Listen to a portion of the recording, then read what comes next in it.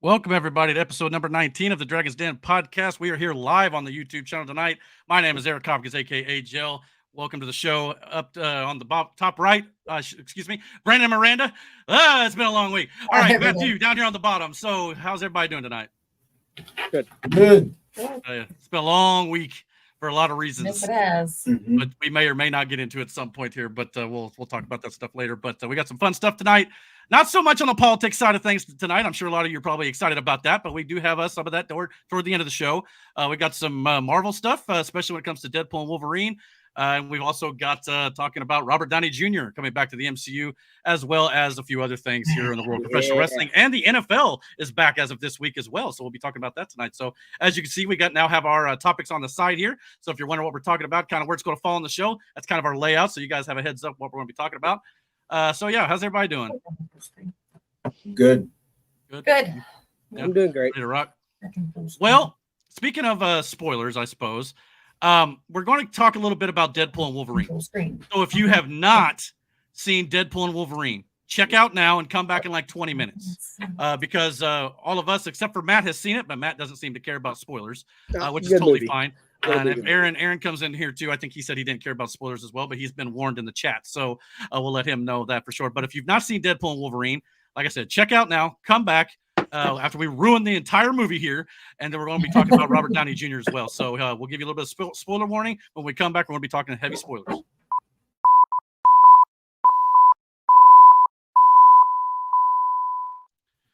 All right, so as you can see here in the top right, we've got the spoiler logo as well, so you can check when you see that go away. It's safe to come back and things like that, but don't be looking at the screen too much either, because we're going to be Deadpool dies. No. Okay. Yes, he does, technically. He's died a few times before too. Fair enough. But yeah, so like I said, we're going to be showing all sorts of spoilers here, so definitely come back. I don't want anybody to get ruined for anybody, because it's a great movie. I don't want anybody. It is. It really is. I would honestly say, like, some of the spoilers, if heard, would kind of spoil certain things in the movie because of the holy shit factor of who it was. Yeah, exactly. And we're going to get into all the holy crap factors for certain here. But as I said, Deadpool and Wolverine is the #1 movie in the world. I love the fact that Hugh Jackman and Ryan Reynolds put together these Wolverine memes that have gone around online for many years. They made it live action here. And of course, Deadpool also did his version of it as well, looking at Hugh Jackman's Wolverine. So again, in Deadpool fashion, this is absolutely outstanding. I love how they do all this sort of stuff when they play into the marketing. There's a lot of homoerotica in here too. Oh, if you can't tell by this photo right here, for sure. For certain. But I yeah, had a customer tell me yesterday that they were very sad that they never kissed in the movie. I would have loved it. I mean, if he'd have grabbed Wolverine's face, surely he'd got killed for it. But yeah, no doubt about it. I mean, Deadpool was doing a lot of kissing on another particular creature in this movie, which we'll talk about here in just a minute. Oh. Okay. Hold on a second. It went black. Why? Oh man. Hold on. Spoiler. Hold on. I got a black screen, guys. Hold on. This isn't good, guys. Oh, man. Why does this always happen more live? We still see it. We still see it. Yeah, I know. I can't see you though. I can't see nothing. Oh. Oh no, this isn't good. This may be one of those we got to start the stream over. I don't know. I can't see anything. Hold on, let me stop sharing that. See if that helps. Only leave the studio and come back in real quick. You guys, talk about yourself. Okay. Yeah. So that was the thing. We went to the circus. Yeah, we did. And did you really? Amazing Jonathan was amazing. Yeah, Amazing Jonathan. He carried it. You know, he was the MVP. Cool. I'm gonna put up some videos of him. It was pretty dope. Where was the circus at? The clown. If you mind me asking. At the King County Fairgrounds. Yeah. Okay. That's kind of cool. It was fun. They're going somewhere at Bedford or somewhere tomorrow. Mm-hmm. I only went to one circus when I was a kid, and it was in town, and there were lion tamers there, and I thought that was awesome. See, we didn't have animals. No, not this. Well, there was this one had lion tamers. There was ponies. Cool. There was ponies. But there was a lot of acts, like a lot of shows. The magic show was pretty cool. The very end, the juggling was amazing. Yeah, the juggling was dope. Yep, I got a pretty good video of that I'll put up. Okay, I think we're back. Okay, cool. Okay. So what did I miss? Terrible. We were talking about going to the circus. Circus. We went to. Oh, okay. Yeah, was that a lot It was of fun? fun. Yeah. It was hella fun. Sweet, I sweet. still think though, The circus ring leader guy. he's like, yeah, He really commented wants me on my One dog of shirt. Brandon's shirts. So now he wants to buy one. Nice. You seen that dog shirt that I wear with the big bulldog? Oh yeah, monk? that's one of the best shirts ever made. Oh yeah. That was a great shirt. Yeah. Yeah. He's seen it as we were leaving, and he goes, "Hey, I just want you to know, I love that shirt." And he goes, "Where'd you get it?" And she told him where she got it from, and he's like, well, "I'm," because he's got 3 bulldogs, so he's gonna yeah. go order him one of these shirts.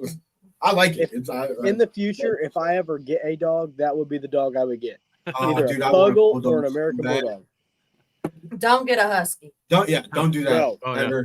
Ever. Like, Eric, I know you know Or Loki. a Husky Pit. You like Loki. Well, Listen, this morning I could have had the perfect blackmail picture for my husband. yeah. Oh my The god. dog was laying beside him, balls out. Brandon was laying ass out.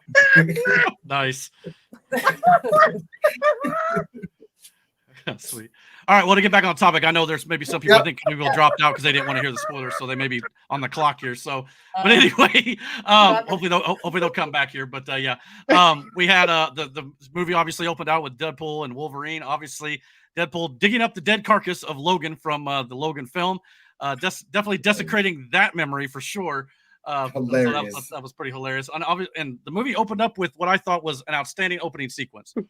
Deadpool doing a dance/fight sequence to the music of "Bye Bye Bye" by NSYNC. Absolutely hilarious. I cried. I was just dying watching this opening sequence. And this guy, whoever this guy is, Deadpool, whoever the dancer is, yeah, he has gone viral. as he should have.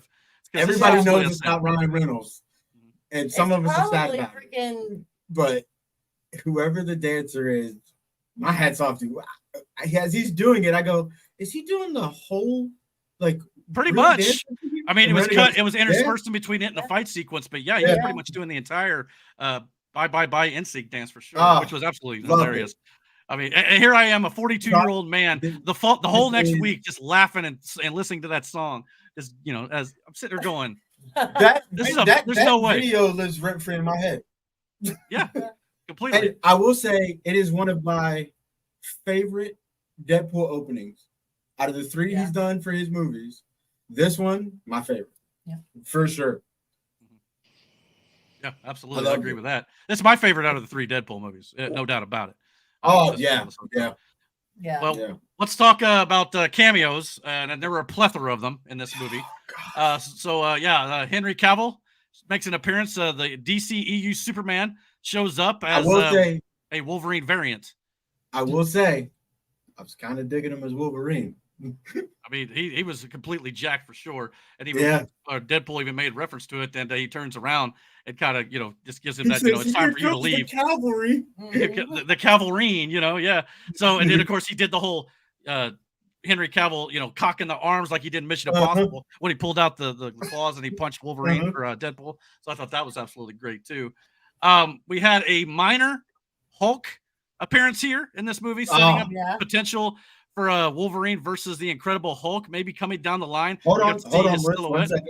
Yeah. Before we go further, they went to the time and effort and made that suit. Oh yeah. I have to believe there is going to be a Wolverine movie, and this is a scene. Oh, that'd be great. Movie. That'd be awesome. I mean, it'd be kind of a waste to do it just for 10 seconds or whatever this was. Yeah, they took the time to make the suit. Yeah. Or they could probably easily CGI'd the whole fight scene. Oh yeah, they could wasn't that long. You already had the CGI Hulk to begin with. Well, that being said, there are a lot of rumors going around right now from scoopers on the X website or Twitter that are claiming that pre-production on a Hulk versus Wolverine movie is already in development. Which I will go see. Oh, hell yeah. If that's the case, that would be absolutely outstanding. So I'm hoping we get that. If not, but you realize Deadpool actually shows up. That would be a drive-in movie. Thing. Oh, does he? In that fight, lost or something, and he kind of runs into him. And as they're running, he's talking to Wolverine, and Hulk is chasing him down, and he turns around. Now Hulk is mainly focused on Wolverine, and this is all in the comic. It plays out, but he's running, and he realizes, he turns around, takes a grenade, shoves it in Hulk's mouth, and starts talking to Wolverine. The grenade goes off. Hulk then shifts his attention to Deadpool, and he goes, boom! It's hilarious. No, I can't wait to see it on screen. I hopefully do get it. We had a few more. If my screen don't lock up. Okay, there we go. Technical difficulties, guys. We had them last week. Now we got them again this week.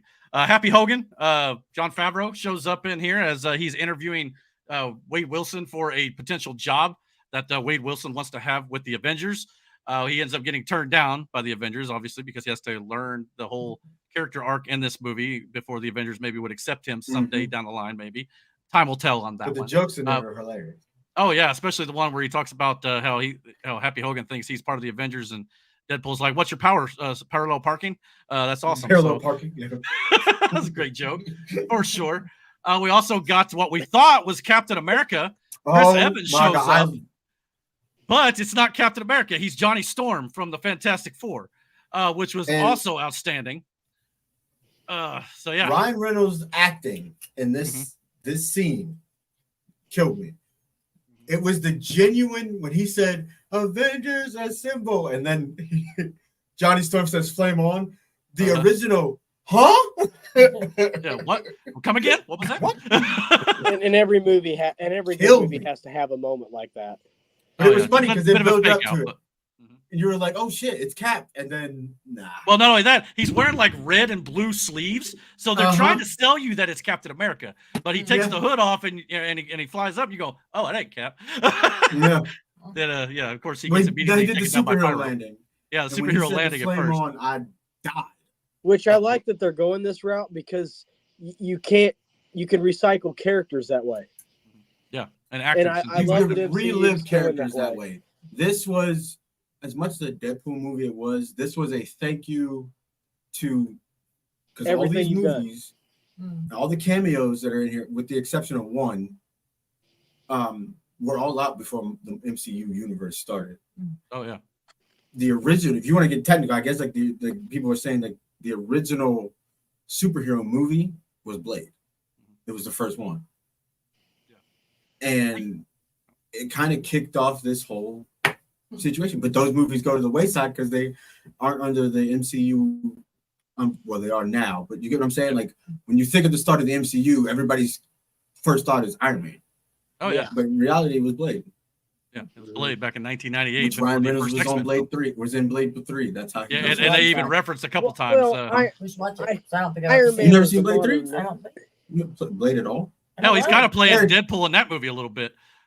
Would you guys say that Iron Man was more? We'll talk about that later. But you think Blade movies would be hard to get? No, I got them. I can give it to you. So. Okay. Yeah, I got them. Speaking of Blade, that's exactly who we got. Wait. Hold on. Before we skip too far, I want to talk about that fight scene before the whole Chris Evans appearance. Oh yeah, we'll talk about the fight sequences just a second. Okay. Just a second. But yeah, but we got Blade, Wesley Snipes returning in his iconic role. Even making. God, he looks old, but he still looks badass. He's still got it though, man. Blade with the gray streak. I said, "Yo, okay." Yeah, sold it. So, but like Brandon said, some of those old movies went by the wayside, but because the multiverse storyline that they're telling in the MCU right now, you can bring back a lot of those characters from the old Marvel stuff that they done back in the past that didn't tie into the overall MCU and integrate it into the MCU, which I think is actually genius. Hopefully DC could do something like that. They had maybe down the line. They had two great lines together, Wesley Snipes and Blade. Wesley Snipes and Deadpool. One of them was before he even showed up. One of them was when he showed up, he goes, "Oh, I didn't think he liked me or something, or he doesn't like me." When he was talking about Blade, that's because they had a real life dispute on Blade 3. Yeah. And they really didn't like each other. And well, it's funny. Go ahead. Wesley Snipes come out and did a video recently. He was doing an interview for the movie. Now he may just be kind of covering because obviously we're all good now. But he's like, yeah, we used to have this beef for a long, long time, but actually in reality, we always really liked each other. But they probably they might have been. They might have had a spat or there was a disagreement on the set, and then they patched it up. People ran with a narrative and they just never addressed it. So he said, but he did say he called him and he said, he'd let him because he wanted him to be in the movie. And they said, well, if it happens, let me know. He goes, all of a sudden I get a phone call and he goes, it's going down. It's happening. And he was like, all right, I'll be there. We also got Jennifer Garner returning as Elektra Who from looks Ben Affleck's Daredevil amazing. film. Yeah, for like what, for her mid-50s at this point? Yeah. For her. For sure. I love the line where they basically said, you know, the Daredevil he died or whatever, is not around, and she goes, "That's okay," because her and Ben Affleck got divorced in real life. So I thought that was hilarious. So yeah, they met on the set of Daredevil, got married, had kids, then they got a divorce. Which I heard that Ben Affleck and Jennifer Lopez may be filing for divorce now. For what I heard. So, listen, like man, twice? you seem to be the common denominator here, buddy. I think it's time we hang it up. Yeah, something's not going right. We also got Channing Tatum as Gambit. There's a whole story here. Yes. Why? Do you know the story? Listen. Gambit is one of my favorite characters, also mutants in the in X-Men. Okay. Yes. I know. I'm sorry. Gambit is also, I think, Channing Tatum's favorite character. So this is why he wanted to play him. Here's the thing. Channing Tatum is too big. He is. Body-wise. Right. Okay. And in that suit, the way Gambit's helmet or cowl works, it squishes his face. Yeah, I agree with that. So it looked weird. Well, you got to remember, he was scheduled to be in a Fox Gambit movie back in 2014, 10 years ago. So and that just never came to fruition. And I love the fact in this movie they're actually making jokes at that fact about how, you know, or a universe I wanted to be in, or people I wanted to save because he never got a chance to do it. So he was able to do it in this movie and actually played on it with some of the jokes. And it was dope. And I really wish they would rethink it or turn it into a TV series. I would watch a Gambit TV series to show how he even gets to be an X-Men, because Gambit really isn't. He didn't start off as like a hero. Like that wasn't. But anyway, I would love to see it, so I would watch it. I thought he did a good job. Gambit's a really cool character, but a lot of people were criticizing his acting because of the accent and all that. That's kind of the reason why, I guess, part of the reason why the movie got canceled is because of the accent. It wasn't good, but they hammed it up even more in this. It was overblown and disgusting. That's why Deadpool had the liners of like, anybody understand what he's saying? Like, well, yeah, who's your dialect coach? They threw that line out there. So I thought that was because it was a real thing that happened on the set of the movie. Yeah. And unless you get an actual person who can speak Cajun or Creole and has that Louisiana accent, Gambit's not going to work for just an American guy. Part of his whole charm and his powers was because of his geographical location. Like, oh yeah. I assume you don't care about Deadpool spoilers, Horton, since you jumped in. Nope. Okay, I didn't figure. So we're talking Deadpool. We also got a comment from Mr. Anti-Idiotic. Kitty Pryde would be dope too. Yeah, it wants Kitty Pryde to be Tom Holland's Spider-Man's new girlfriend in the MCU. So that could be interesting. Yeah. I'm not gonna lie to you. I kind of wouldn't mind to see that. Kitty Pryde is a dope character too, though. Just kind of hope they do. Obviously, you're not going to be getting back what's her name who transitioned. She's not going to come back for the role, I'm sure. I love how you just referred to Zendaya as what's her name. Oh, Brandon. Well, you know, MJ, you called Zendaya. You couldn't think of Zendaya's name. You said what's her name? Yeah. Right. Oh yeah. So I was talking about somebody else, but yeah, that's something I do. As what's her name. Well, we also had a few other cameos. We got Daphne Keane returning from Logan to play X-23. Obviously, a lot of people were like, why is she wearing those goofy glasses? Well, this is why. Because in Logan, she put on a pair of glasses. She got it at a gas station. So she puts them on again here in this film. So, again, nice little callback. Nothing wrong with that. I highly enjoyed seeing her character again because I just part of me just kind of felt like Logan was a bit of a bummer. I wanted to see those characters go on a bit more of a happier note, you know? I was happy to see that. And, of course, all these characters we just mentioned all team up together toward the end of the film in this giant finale battle and things like that. So I thought that was cool just to kind of see them all lined up. But as Odyssey. Yeah, exactly. As Brandon mentioned, though, there was like 5 major fight sequences, though. You want to talk about that one? Go ahead. Man, the first one. Okay, well, we'll talk about the opening credit scene first. You know, the whole promise of never desecrating Hugh Jackman's or Logan's memory and all that. And the first thing he does is desecrate. Literally digs him up out of the grave. That's awesome. So, yeah. And then they do a callback to the first Deadpool movie when the guys are all coming into the car and he raises his hand and goes, wait! And he did a bullet count. He counted how many shots he had, and then I love the bullet count. He counted the bones of Logan, and then he goes, "Well, 26 if you. 206 bones in the human body, 207 if he's watching Gilmore Girls or Gossip Girls. Yeah, Gilmore Girls. And then so he started counting the bones. Well, he wasn't counting, but he was using the bones of his skeleton. Yeah, but he was using the bones like bullets. So he was, because he didn't fire his guns that whole time because they were in Canada. And yeah. So he used the bones. I didn't put that together, but good point. Because they were in Canada, so he didn't shoot the gun. All right. I like that. See, man, every time I watch it, I think I found something new. And then, of course, one more scene in there where he kicks the sword in that dude's mouth and he does the Will Smith thing. Because the guy said something about Canada. He said Hugh Jackman or Wolverine was the best Keep thing. my country's name out your fucking mouth. Yeah, he said Wolverine's the best thing to come out of Canada, and of course Ryan Reynolds being from Canada took offense to that. Yeah. So yeah, he's like, keep my country's name out your effing mouth. So I thought that was That great. is awesome. Had a few more cameos. We had Ryan Reynolds himself. Oh, go ahead. Hilarious. Now, here people are mad about this too.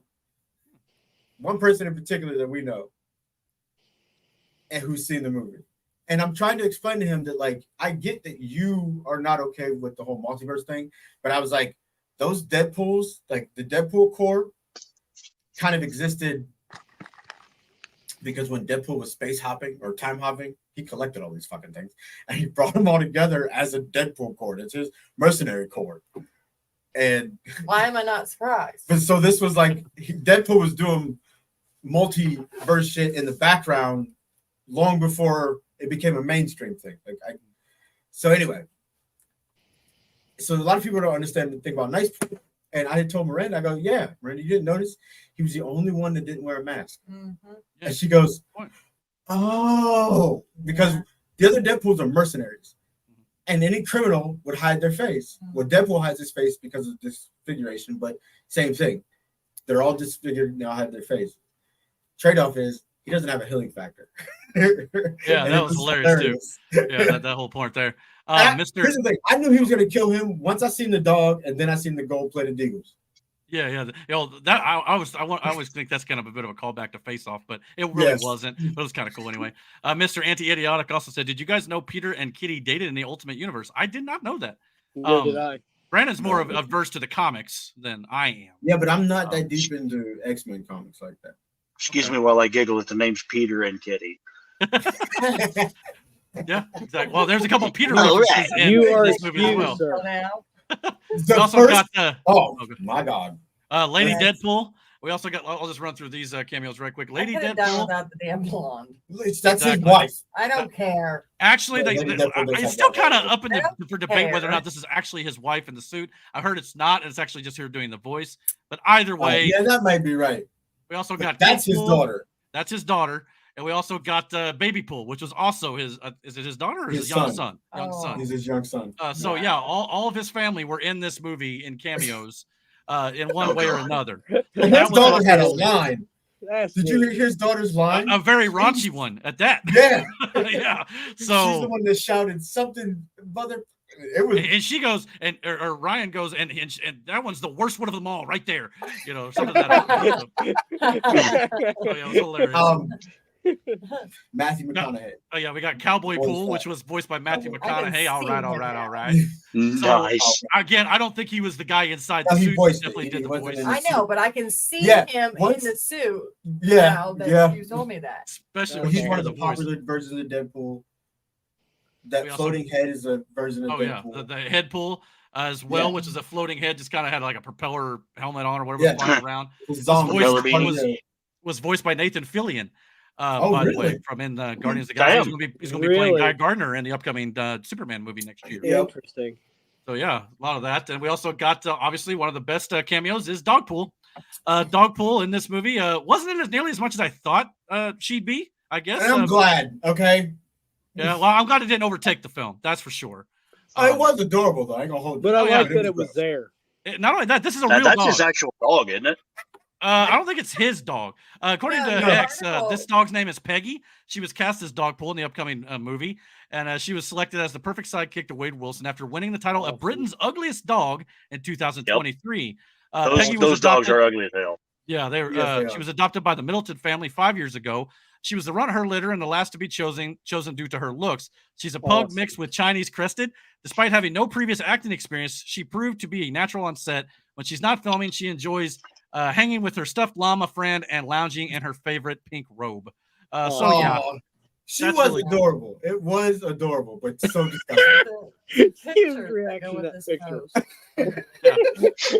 And of course, this is her hanging out with her favorite llama. So yeah, I mean, she seems adorable. Like, that is a dog. Oh, she like it's adorable. It's so hideous. It's adorable. That's awesome. It's so cool. It is. It's the tongue, but I've never seen a tongue like that. And of course, Deadpool is, this dog is licking Deadpool the whole time. Looks like he's making out with the dog the whole time. So it's very uncomfortable. It was absolutely great. I loved that dog was in there. So gotta get a little great. Eric, let me ask you something. Did you understand why Wolverine fought the way he fought?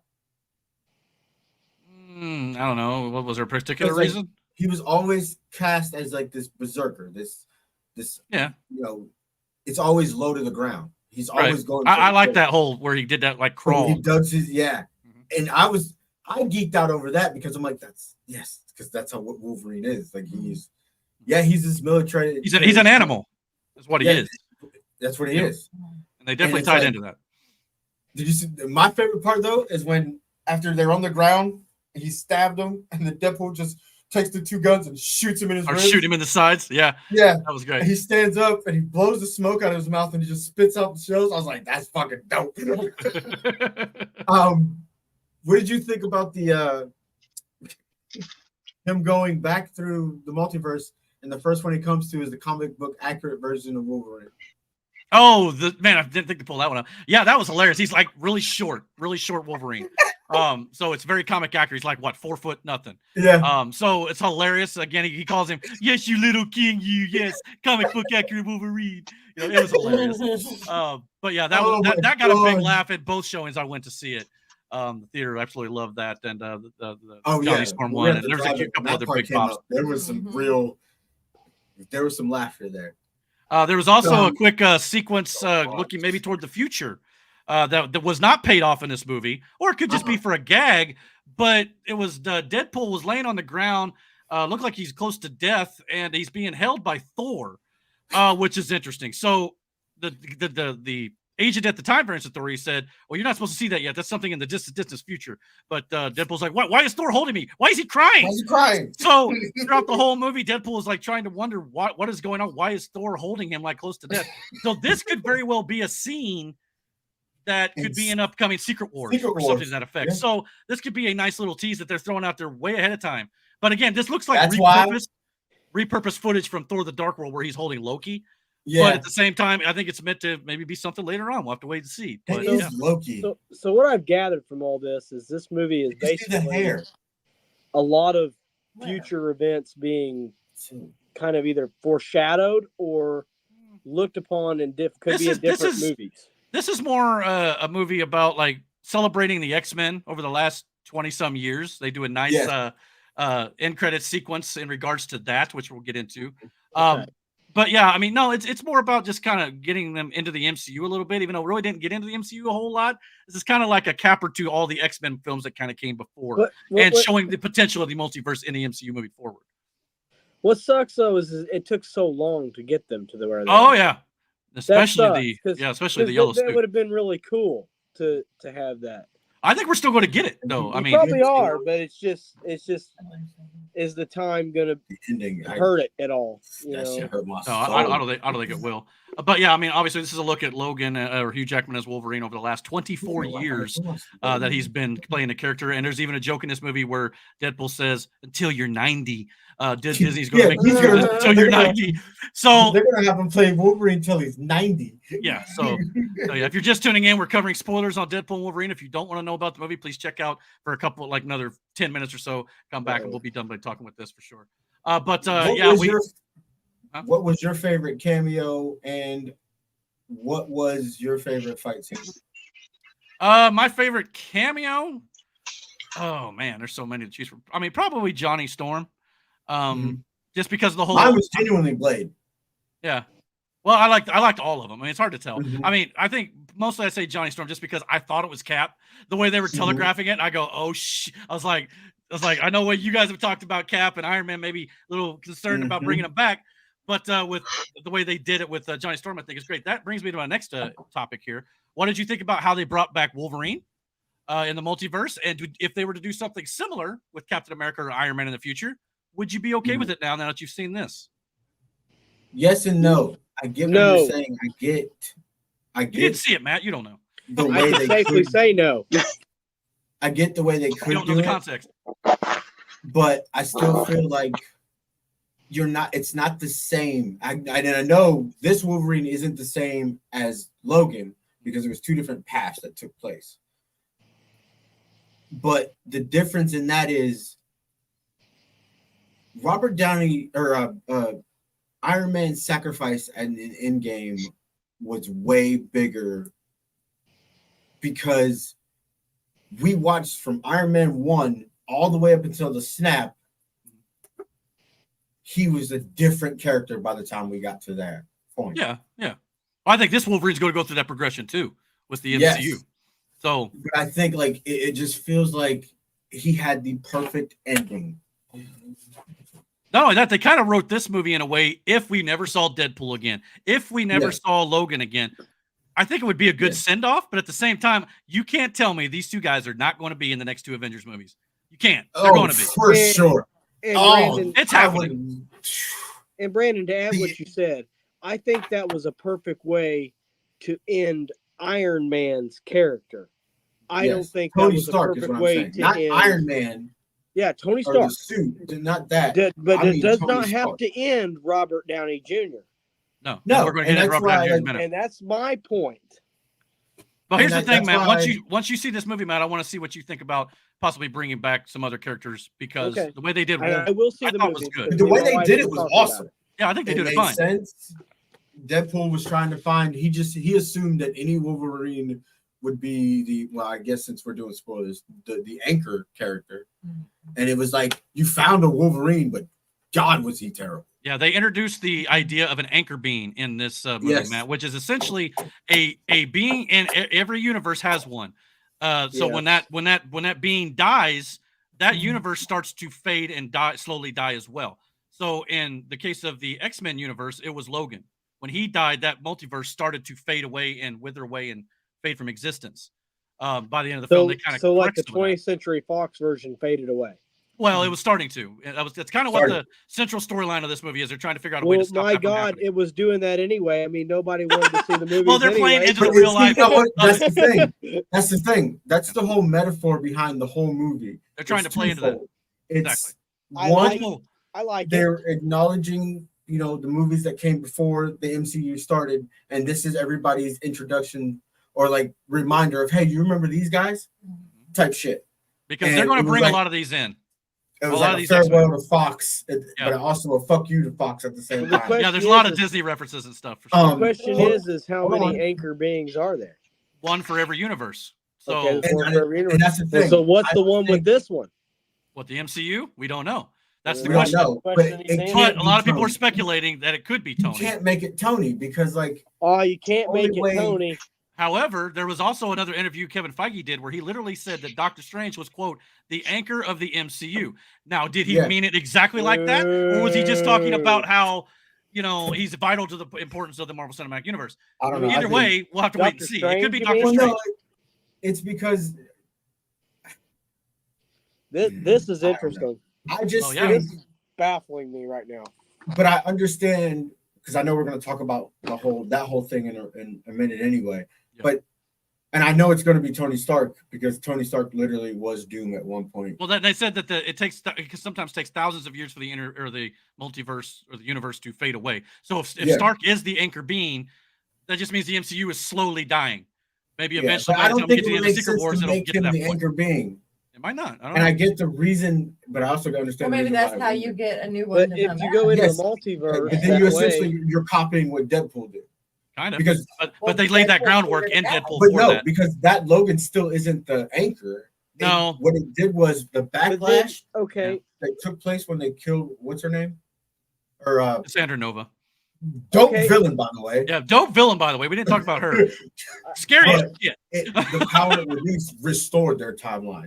So I don't know if they're. They got to explain how that happened a little more, I Well, think. Maybe. yeah. I agree with everything you guys just said, but I guess we'll find out when they figure it if out. Tony When they was go the anchor forward. being, then Thanos would have won regardless. Let's talk about that a little bit more once we get into the next topic. I have one got some question. Well, stuff. all right, I'll ask you after we're done, Yeah. Eric. But I want to Yeah, ask you absolutely. one question. Okay, it ain't spoiler related, is it? No, it's a thought, pretty much. Okay. Well, like I said, the end credits had an homage to the 20th Century Fox days of the X-Men and stuff. It had like a lot of like behind the scenes stuff back from 2000 all the way up till now of all the X-Men and Fox properties like Daredevil and the Fantastic Four and all that sort of stuff. It was a nice send off and an homage and a thank you to all those years and all the hard work all those actors and directors and everything put into it. Yeah. And Ryan Reynolds on Instagram put this out, said, this is not just a Deadpool movie. He said, Deadpool saying hello to the MCU. This movie isn't just about that. It's Deadpool and Hugh and Sean and me saying farewell to a place in an era that literally made us. We are forever grateful to the fun, weird, uneven, and risky That's where it's world at. of the 20th Century Fox. It was an origin story, and we wouldn't trade it for anything. And thank you to Kevin Feige at Disney for allowing us to share it. So again, it was more about just the overall X-Men world and kind of bringing it to a point now where they can join the MCU via the multiverse moving forward. So that's it was just a celebration for sure. Mhm. But yeah, we also got like I said, the post-credit sequence had Chris Evans as well. It's been it wasn't like anything earth-shattering to like set up something in the future, but it was just kind of a tie into a gag early in the film. And anytime you hear Captain America say language, you're going to think about this scene because that's what it made me think of. Johnny Storm was laying into every single like curse word he probably wanted to say throughout the last 10 years when he was playing Captain America. It was hilarious. Yeah. I've ever heard in my Hilarious. and if you've seen Chris Evans in some other movies, you know he's not averse to doing that. But to see No. that in the MCU was absolutely hilarious. So That's great. Because like everybody's going to associate that because of who it is. You're going to associate it with Captain America. So when he does it, which is hilarious, by the way, That's and great. Deadpool's reaction to it is even better. But oh yeah. it's It was like great. I immediately, when I seen him doing it or heard him doing it, I thought to myself, language. Exactly. I'd have died if somebody at the theater would have said that right over his tirade. Yeah, so basically one little thing before we end spoilers here, I just want to talk about a little bit about how the top picture here is the end credit sequence from the Marvels where Monica Rambeau ends up in an X-Men universe at the end of that film. A lot of people are speculating what multiverse of X-Men is this from. It sounds as if, because Deadpool and Wolverine movie itself literally called the X-Men universe that Deadpool was from Earth 10005. And the MCU is obviously Earth 616. This is kind of comic book related. But it sounds like moving forward, to make it simple, because Fox and their X-Men movies had the timelines going all over the place. A lot of things didn't make a lot of sense. They were just kind of throwing stuff at the wall, and the movies kind of did okay on their own, but tying together in an overall storyline arc doesn't always gel well. So what I think the MCU is going to be doing moving forward, they're going to treat all the X-Men stuff as if it was on Earth 10005. So I think what you saw at the end of the Marvels is the same X-Men universe that we see Deadpool and Wolverine at the end of this film. So everything, all the X-Men stuff you see coming forward from the old Fox stuff, I think they're going to act as if it came from one timeline, one universe. And I think that'll make it more easy to understand. I know it's kind of jumbled, a little bit messy because some of the old X-Men stuff didn't really do that. But at the same time, I think this makes it the most, it's more enjoyable for general audiences going down the line. So I think that makes for smart sense here. So with that being said, we'll end with the spoiler talk for Deadpool and Wolverine. So if you have left because of the spoilers, even though you may not be here, we're back now. So we'll run this one more time just to kind of give you an idea.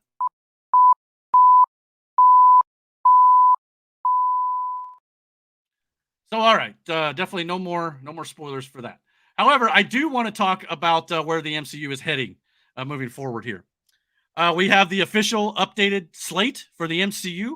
At this point, was announced at San Diego Comic-Con. Some of it, even though we knew most of the dates and the movies coming out already, we did get an updated slate that came out today, actually. They removed a date for July of 2026, but going forward after Deadpool and Wolverine, we got Agatha All Along in September this year on Disney+.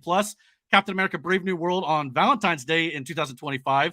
We got Daredevil Born Again, a Disney Plus television series coming out here. We also got Thunderbolts, a movie coming out on May 5th, 2025. And we got the Fantastic Four First Steps, got a new subtitle for July 25th, 2025. Blade is still currently scheduled for November 7th, 2025. And then we got the announcement of Avengers Doomsday. They changed the name of that film from Kang's Dynasty to that on May of 2026. And in May of 2027, Avengers Secret Wars will be coming out as well. So, yeah, here's all the logos for all the Avengers movies up until this point, and including the 2 that we've yet to see. There's a lot of movies coming up here. And I want to show you my personal file. Fascinating. So this is the MCU file I have here. Shut up, Matt. So hey, I'm supposed to be the one to pick on him. Right, exactly. So we got Deadpool, Wolverine here, and obviously we got a few animated stuff here with Venom and Kraven and all this sort of stuff coming up as well. And of course, we got Captain America, Brave New World, and Daredevil, and all this stuff coming out over the next year or so. However, once my hard drive actually wakes up a little bit here, I want to show you something.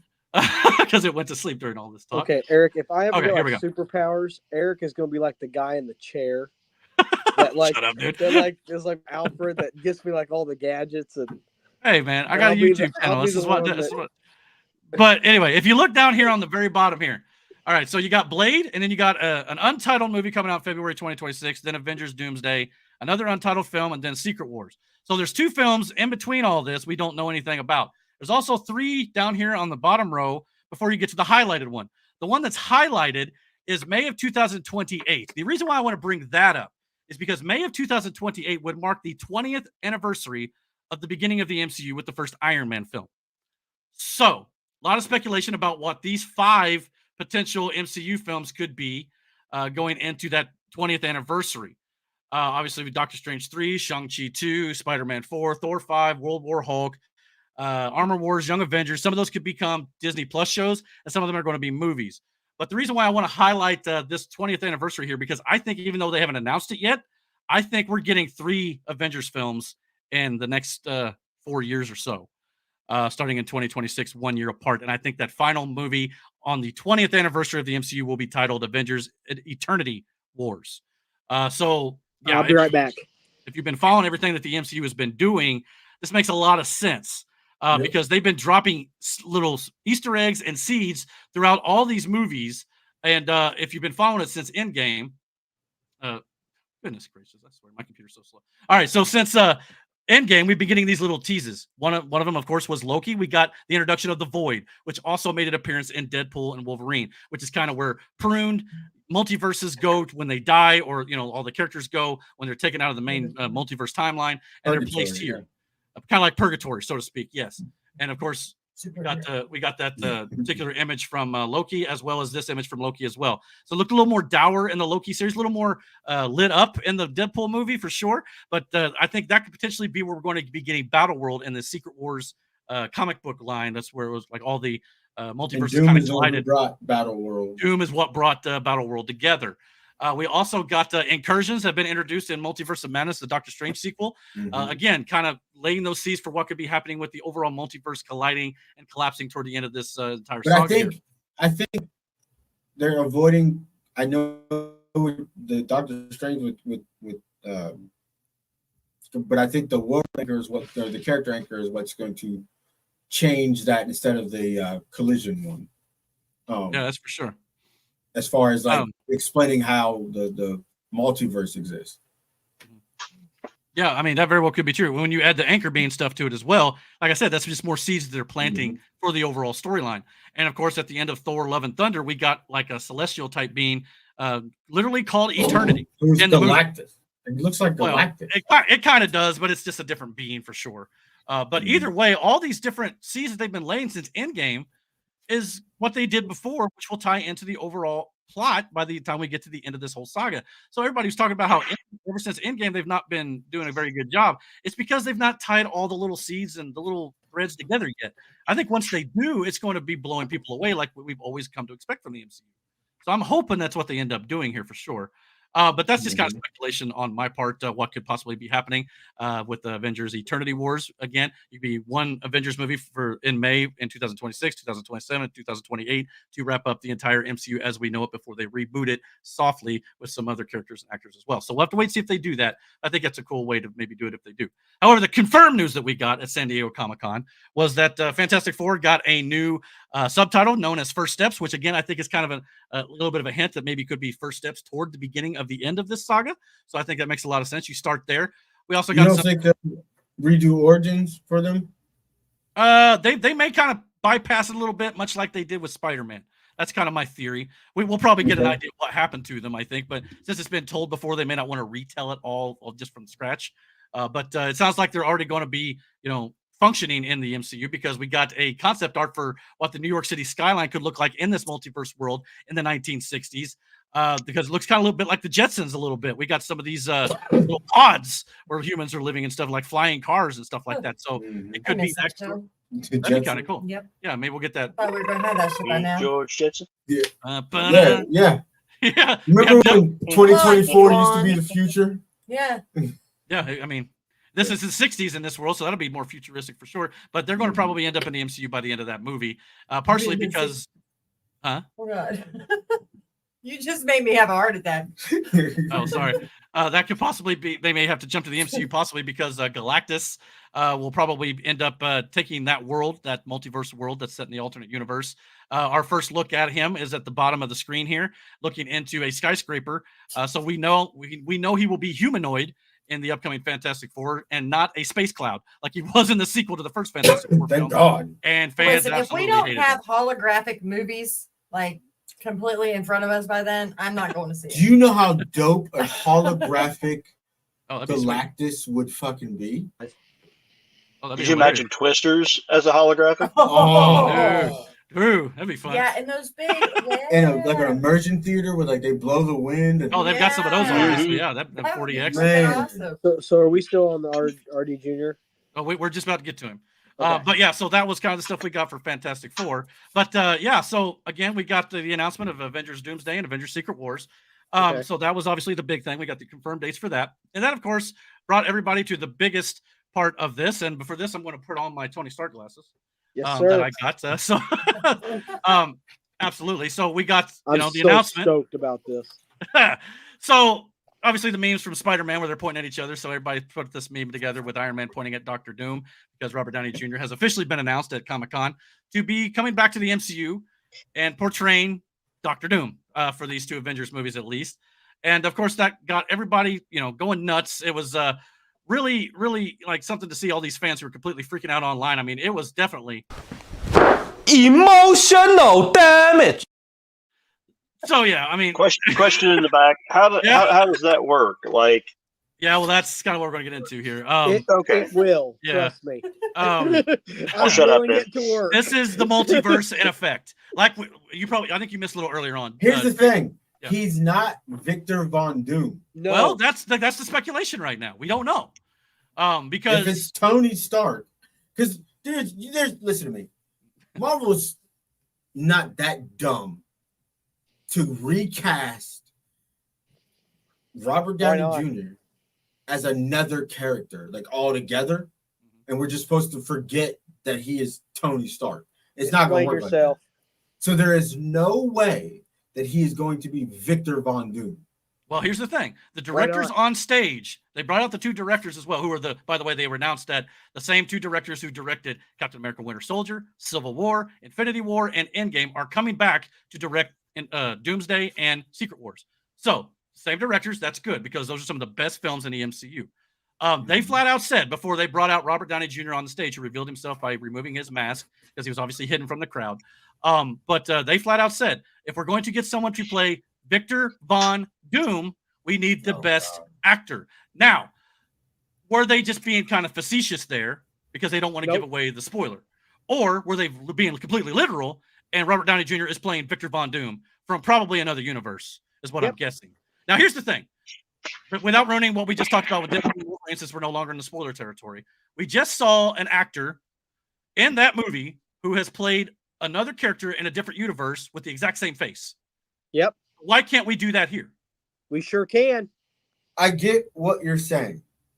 Like, I fully Why? understand that. But if they're going to make Victor Von Doom, his name isn't Tony Stark, but it's the same character. No, I get No, what it's you're not. saying. That's what I'm saying. But It's I'm not not- saying in the sense of like, as an actor, we're all going to associate him with Iron Man. But that's just like him going to another movie. Like, okay, perfect example. After Helmsworth did Thor the first time, he was in another movie called The Huntsman.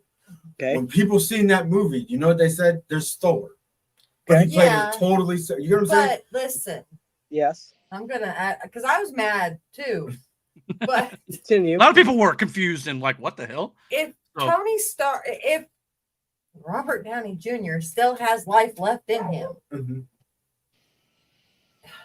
what if they had to kill Deadpool off? Would you want Ryan Reynolds to just say, "Fuck it, I'm done acting"? No, I'm not. No, that's not what I'm saying. I get what you mean, but what I'm saying is I don't want it to be a version of Tony Stark, but his name is Victor Von Doom. Eric, can I go after Brandon? Okay. Well, you can say your piece. You can say your piece. Go ahead. Yeah. I'm waiting for Brandon to say his. I'm not saying if Robert Downey Jr., the actor, is going to play Victor Von Doom, fine. I'm saying I don't want him to be playing Victor Von Doom in this universe, but it's really it's the Tony Stark version of it. But again, just change his name. Eric, so you say Iron Man isn't Tony Stark, it's Victor Von Doom. Before we move on with that, though, if he's playing Victor Von Doom from, say, that Fantastic Four movie I just told you about, that's another universe. Okay. Much like Logan did. Yes. Would that work for you? Or are you just saying you don't? Or are you just saying you don't want it to be Victor Von Doom in the MCU 616 universe? Eric. No. So hold on. Let Brandon answer. Go ahead, Brandon. What I'm saying is I don't want to Iron Man, right? Who's in the suit? What's the name of the character in the suit? Tony Stark. Okay. And Iron Man. Yeah, Iron Man. Yeah. Take Tony Stark out. His name doesn't exist. His name is Victor Von Doom, but it's Iron Man. Oh, so you don't want him to play infamous Iron Man, so to speak? Yes. Or Superior, Superior Iron Man was something totally different to begin with. I mean, it's very confusing. And here's the thing, too. We all need to remember this, too. The MCU has always done this thing. You can look at Age of Ultron. You can look at Civil War, where it does not completely adapt the comic. It takes inspiration from, and they do their own thing with it. So what they're doing here may not be exactly what's been done in the comics before. And I want to get into a little bit about what's been done in the comics. Norman Osborn and Spider-Man. Well, Victor Von Doom and Tony Stark have a bit of a history. Obviously, before we get into that, though, Dr. Doom in the comics is very powerful. Potentially the most powerful in the MCU. Or in the Marvel world. He even at one point ripped out Thanos' spine with his bare hands, basically. So obviously he's well versed in magic and mind manipulation and all sorts of stuff. I mean, for sure. That's because he tricked and absorbed the powers of, like, I can't remember what they're called. They're like guardians, essentially. And that's how he became who he became. Now, and Brandon knows more. Brandon knows more about the comics than I do. But I do know that, obviously, like I said, there's a lot of long-standing history here. But there's always going to be the talk about whether, Victor Von Doom is going to be taken over in an Iron Man suit, or Tony Stark is going to become a bad Tony Stark and just call himself Dr. Doom, or a variant, or whatever it might be. There's all sorts of different ways you could approach this. But like in this one, I think Victor Von Doom literally donned the Iron Man suit, if I'm not mistaken, in Iron Man. There's other things that have been done where I think like some mind transfer stuff has actually been done as well, where like Dr. Doom or Victor Von Doom put his mind in the body of Tony Stark. And Tony Stark was wearing the Dr. Doom outfit in a lot of comics and things like that. So there's things like that could easily be done. But yeah, I mean, there's also like a what if comic, Iron Man Demon in an Armor, where literally he was wearing like a Dr. Doom-esque suit that looked red and gold like Iron Man. So, and of course, there's other comics as well where, again, we're like Stark and him switch bodies. And so there's things that you can do in the MCU to take inspiration from all these comics and make it work for the MCU. That's the way I'm looking at it. I will say this. It's kind of easy in a sense to turn him to be what Doom is.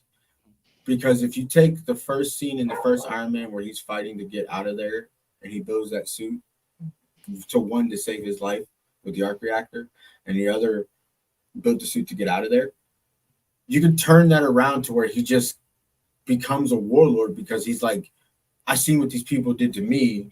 they should be wiped off the face of the earth. But then that goes too far in the sense of he starts viewing it as everybody's like that and they need to be under heel. So you could turn him into, Doom that way in that aspect. I mean, like you could branch it off from the first movie as a kick point to where it could go either way. In this universe, it went this way, but in the other universe, it did not. Well, let's not forget what he said when he came out on stage too. When he took the mask off, he took the microphone and said, "New mask, same task." And he said, "What can I say? I love playing complicated characters." So when he says new mask, same task, is he basically saying that he'll be a Tony Stark from another universe who maybe this Tony Stark achieved what he wanted to do in Avengers Age of Ultron, where he wanted to put a suit of armor around the world. And he maybe succeeded. And then maybe by succeeding, maybe he goes bad. And maybe the reason why the suit of armor around the world is due to the Doom bots in the comics, who obviously were used. You could use that sort of, idea to kind of play with that sort of aspect. I mean, he did do it. Which he was doing it in Age of Ultron. With the Iron Man bots, so to speak. So again, you could take some of that stuff from the history of the MCU, spin it on its head, and make him the ultimate villain, which again wants to lead me to my biggest point on this. Okay. I think it's going to be potential for poetry, because the first Avengers film and the MCU obviously led up to Loki as their first major villain in the MCU. Now we've got the potential to see this flipped on its head, where Loki was the main villain and Stark was the main hero. Now we're going to be seeing potentially, now that at the end of Loki season 2, he's the main hero in the multiverse. He's literally holding the multiverse together with his hands. And now Tony Stark could be the main villain of the MCU. So again, it rhymes. So in that regard, I love the idea. My point of the fact is whole multiverse. No, I know. I honestly think if he looks like a villain. He's a hell of an actor, though. I bought into we all bought into Iron Man because of Robert Downey Jr. And what he was going through at the time, some of that shit, like real life shit, played out into the character. Being a alcoholic and all this other shit, reckless, and it all real life is a perfect. At that point, life imitated art, but it made the character way more lovable, and you wanted him to redeem himself, and that's why his ultimate redemption, his sacrifice, hit so fucking hard. It's because you grew to love the shit out of Tony Stark. Well, see, you can play with that though. You grow to love Robert Downey Jr. as Tony Stark. So you're going to go into this loving Robert Downey Jr. just because you love him. What you give. He's going to have to make you hate him. He's such a good actor. He can do that. He's going to have to play it completely different. Do it completely different than he did before, so that you don't like him. And then, not only that, think about this. Speaking of poetry, what happens if this encounter happens? This is where I'm at. Peter watched Tony die, and Tony literally kind of raised Peter up in this MCU. What if Peter Parker's Spider-Man and Tom Holland has to be the one to put him down? God. Think about the emotional ramification of that. Yeah, exactly. I mean, That's where that would hurt my soul. Emotional damage. Jackson would cry. So, I mean, not only that, you want to talk about a redemption arc. Maybe by the end of this, he comes back as a good guy. And in Eternity Wars, like I said earlier, maybe they lead to that third Avengers film. Well, before we get into that, what about potential for if he's an alternate universe's Dr. Doom kind of comes in here, and let's say he's playing a variant of Tony Stark, right? He comes in, he becomes bad. That still leaves Victor Von Doom in the MCU, not even used yet. Yep. It can be used after they reboot and get the full-blown origin and everything. Do you want to hear a crazy theory that I heard? Not really. That, This is this is very dirty. I'm not gonna lie to you. That Doom was literally in the background, and hints about Doom was in the background of all the MCU movies leading up to Endgame. Like maybe everybody thought Thanos was the end character, like he was the one. Yep. Maybe. But they say Doom is the one who orchestrated all of it. Well, I just want to say that it's interesting to me that they announced this casting as Dr. Doom the same week that Fantastic Four First Steps goes into production. So it's like they knew with that movie coming out, Robert Downey Jr. shows up on set. They're like, well, we already announced him as Dr. Doom. That's why he's here. I think Robert Downey Jr.'s Dr. Doom at least shows up in a post-credit scene in that movie, if not in that movie all the way through. I think too. I think he's in it all the way through, Eric. Maybe. I think too. We find out that I think the overarching story was it wasn't Thanos, wasn't the he got nudged by basically a higher being. Doom's not gonna die. Doom's one of those characters that is like world-ending powerful, like universe-ending powerful. To like where you thought Thanos was that because you only thought that because of the gauntlet. He doesn't need a gauntlet for something. No. So like, and you can take first steps and with that tie it all to the whole MCU. I think Fantastic Four is going to be a home run. And then with Fantastic Four, it's so easy to bring in mutants after that. That's right, Brandon. That's the point. Well, and again, we're talking about redemption arc. You can start in Fantastic Four first steps, kind of slowly building this out, tease it a little bit. Doomsday, Robert Downey Jr.'s Dr. Doom gets a full-blown movie centered around him, much like Thanos was centered around in Infinity War. Secret Wars, you maybe take him out, or maybe you get the redemptive arc of that Tony Stark coming back to once again play Iron Man. No, Secret Wars will be don't play the showing of really Doom and him being the mastermind behind everything. Well, that could be Doomsday. Yeah. And then Secret Wars, you resolve that arc. But he's the mastermind behind. Well, I think he would probably be the big bad for the most of that film. Like at the very end, he maybe. I'm just speculating here. Again, it's just me just saying. Maybe he becomes back to the good side then. Now I want you to look at something. But I don't want that. So, but here's the thing. Notice something here.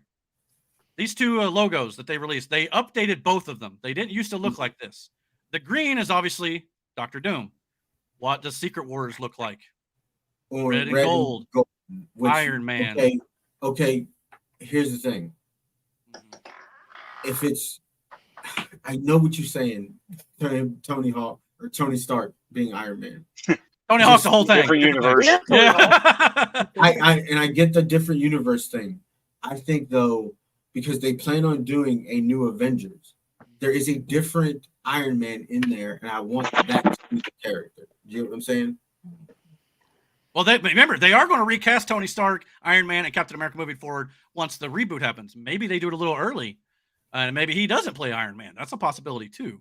And that'll be the Iron Man moving forward. Or what if it's Ironheart? Well, Ironheart will probably play a role in there, too. She's getting a Disney Plus show, I think, next year as well. She could. Yeah, but her colors aren't ready. Into this. In Robert Downey Jr. loved playing in the Marvel movies. He loved being Iron Man. Mm-hmm. So with him being Dr. Doom, he could be Doom for a longer period because Doom wears the mask the whole time, or he could. Well, he could. He did in the comics, but you ain't paying Robert Downey Jr. $80+ million to him to not take off that mask. He's taking the mask off at some point. Yeah, and you're also not going to pay him that for. But I'm just saying. I want to say he might be getting paid that for each film. I'm not positive. I think he will last for a while. I'm just saying that if he plays that character, he can be that character for a longer time than he could be Iron Man. That's all I'm saying. I'm just saying too, and I know that you may not care for it, but the fact that they've got him signed as Dr. Doom, you can't tell me he can't play both roles here at some point. Iron Man and Dr. Doom. That would be they're not going to tell you that because obviously with the multiverse stuff you can do that sort of crazy thing. They're going to keep that under wraps. So if he's on set, that's the reason why he's on set is for Dr. Doom. Well, if he's filming stuff as Iron Man too, you never know it till the movie comes out. It's smart. Like I just think it's prime time though. We're doing it with Black Panther. It's prime time to bring a new Iron Man in, and there's so many you can use. I understand that. I mean? And they're going to do that. But I think to end this entire thing so far, up to the 20th anniversary, and then they're rebooting from the sounds of things, you can get away with it one more time. And then after that, you're going to get what you want. You guys are missing a valid point here. Why? Why what? Why bring in another? I mean, don't get me wrong. The Well, they're got going enough because characters Downey right ain't now. going to do it forever. That's why. Hugh Jackman ain't going to do it forever. Tobey Maguire is going to come back as Spider-Man again, but he's not going to do it forever. These guys Okay. eventually want an endpoint, and Secret Wars is probably, or Eternity Wars, and at the 20-year anniversary is going to be it. One of the two. Or But- Doomsday would be it. Well, some of them For may some die of those in those movies for characters. sure. I mean, But that by the would end of be a this saga, perfect they'll way- all be done. That would be a perfect way to go. Oh, I hate Robert Downey Jr. now because he ended all of this crap. No, but like He began it and still- ended it, so it would be kind of Yes, pathetic. in the same film. He ended it though. Well, ended that saga. There's another saga. That's what I'm saying. Brandon, So, are, like- are you still on the Iron Man stuff? Having him play Iron Man to fight Doom visually would be cool, and I get that. But that's But not I going to think if happen. he's going to go all into Doom, Victor Von Doom, then it's. Yeah, and they may not. I know the character is the polar opposite of Tony Stark. Yeah. And I mean, they may not do the Iron Man thing at all. They may not. But Yeah. I'm just saying, you have him shooting this movie. uh-huh. That possibility is there. I mean, it's going to be Yeah. there. I mean, But I that just movie feel is like going to be awesome. this is your opportunity to bring the next. and that's going to happen. The Whether it next be one after. to hold that torch of that character. Yeah. What is it in WWE or AEW where they get the signs out and say and start chanting, "This is awesome"? That's what you're going to get with those movies. Not only that, led to speculation that maybe he just becomes the new Black Panther too. I see that. I mean, So happy you put that Have in you here. ever seen Tropic Thunder? hilarious movie. Oh my Absolutely. God, bro, we gotta watch that. But again, that's another Robert Downey example. Jr. right there, That's playing another the black example, though, where Oh. T'Challa will be played by another actor at some point down the line. It's not going to look the same. So, I mean, dude. Yeah, I know. there's That's ways what I'm to do it. saying. Yeah. That's I what I'm saying. kind of Give us I a new kinda- Iron Man. I kind of wish that they would do this just as like a brief moment thing. That would It did only get work- canceled so fast it wouldn't even be funny. I That know, would but yeah, maybe work. just as No, it like would be a, hilarious. Yeah, maybe they're showing only split. work in a Deadpool movie. That's the only Yeah. way it works. Yeah. Because True. of the joke would offset what they're saying, Yeah. so it'd We be got- funny. To wrap this whole conversation up, though, regardless of what you feel about how they're going to do it, the way they're going to do it, and let's be honest here, nobody knows just yet. Nobody does. Dude, move that picture, please. I'm sorry. All right, but No, yeah, leave it. but remember this though. Whatever the story is here, Robert Downey Jr. loved the idea enough to have faith in it to come back and do it. Yeah. So keep that in You're mind. talking about talking about having different actors in spots. What about the picture I sent you earlier today with Deadpool and Wolverine? Oh, I didn't Joe? look at it. I forgot which one. Where'd you send it to me? I don't With always Jim- get to my With Jim TikToks. Carrey? It's on. Oh God, yeah, that was Wolverine looking like Jim Carrey, the White Devil from Ace Ventura 2. Instead of, that was. that was hilarious. But But yeah. my point about the whole Robert Downey Jr. thing I was trying to get to earlier was they had the whole Norman Osborn thing in Spider-Man, and then they Oh, had yeah, Harry yeah. Osborn play another variant of the Green Goblin in another universe. So it's not like they haven't done it before, but it was done Yeah, in a but that one different wasn't way. as good as the Well, it depends how you do real it. Goblin. That's right. They It- didn't I mean, do it right the I second totally time. understand Brandon's concerns I because he's not do. the only I one. just don't- There's many people online who are concerned. They're like, "Oh, it's I his just desperate, don't it's want to lazy." see Tony Stark 2.0. Like Victor Von Doom is the literal opposite. Unless he of does Tony. something Well, off. What about this Shocking. though? Would you rather him do Victor Von Doom now and only have like 2 to 3 films with him, maybe 2 and like a post-credit scene? Or would you rather him do the Tony Stark thing now, get that out of the way, and then have Victor Von Doom for the long haul with a different actor from beginning, origins, and everything moving forward? No. Look, I'm not saying as an actor, Robert Downey Jr. shouldn't play Victor Von Doom. I know. I'm fine with that. I think he'd knock it out of the park. What I'm saying is, I don't want it to be Tony Stark, but his name isn't Tony Stark. He is Tony, goatee and all, but his name is Victor Von Doom. I got you. I just feel like if they're going to do Victor Von Doom, it wouldn't look and Like, don't just give like Victor Tony. Von Doom Iron Man's backstory. Yeah, You know I can agree with you there. Swapping I the agree, character. Brandon. Give don't him a want that. different story. This is definitely. This is why I have a problem with people who said, "Oh, this is desperate." Okay, you can maybe argue it's desperate, but you want to argue it's lazy. This is anything but lazy because this is a risk. I mean, if this doesn't work, because he's going to have to make you believe he is not Tony Stark. Yeah, so we'll see how this goes. But yeah, Brandon shares the sentiments of a lot of people out there, which is what led to the world just emotional damage, as we said. When an actor plays a character so well that literally people do not refer to them as their actual names, but refer to them as the actor's name or the character's name. You know what I'm saying? Harry Potter. When you see, when you see Tobey Maguire, most people think of who? Spider-Man. Spider-Man. Nobody says Tom Holland. And I'm not saying Tom Holland isn't crushing this Spider-Man. No. Because he is. Yeah. But when you think of Peter Parker in movies, you think of Tobey Maguire. Yeah. So that might be generational. Robert Downey Jr. did several movies. You think of Andrew Garfield. The Iron Man movies. People still think of him as Tony. They don't even think of him as Iron Man. It's Tony Stark. Yeah. I agree. So like we got a lot to cover tonight, so let's move on from this. Yeah, but it's definitely something to be discussed and debated about for sure. About it. Yeah, I know. Right. But we also had another little bit of movie news I wanted to get into before we got into some of the other stuff on the show here. If my browser doesn't run slow, tell you, man, I have difficulties with this thing. At least hopefully it doesn't lock up like it did a while ago. Well, yeah, look at the number of friggin' tabs you got open. Well, that's true too. That's a good point. Hey, I gotta have it pulled up ready to go somehow. But apparently DC and the DC Studios has officially wrapped filming on Superman. That's going to be coming out on July 11, 2025. Thank God they're finally done. Well, they got post-production still to go. The movie's I can't not done, wait but... to not go see that movie. Oh, you're going to watch it. You know you are. Shut up. But James Gunn said, "God bless our cast and crews whose commitment, creativity, and hard work have brought this project to life. I set out to make a movie about a good man in a world that isn't always so much. And the goodness and kindness and love I've encountered on a daily basis on the set has inspired me and thrust me forward when I felt too spent to move on my own. Thank you from all the bottom of my heart. It has been an honor. The destination has been Superman, but the journey has been the toil and the laughter and the emotions of great ideas and magic we've shared together on set. He's forever grateful." So, yeah. So it's kind of good to just see. It's good to just see that that was James Gunn, the director and the leader of the DC universe right now. Who's playing this Superman?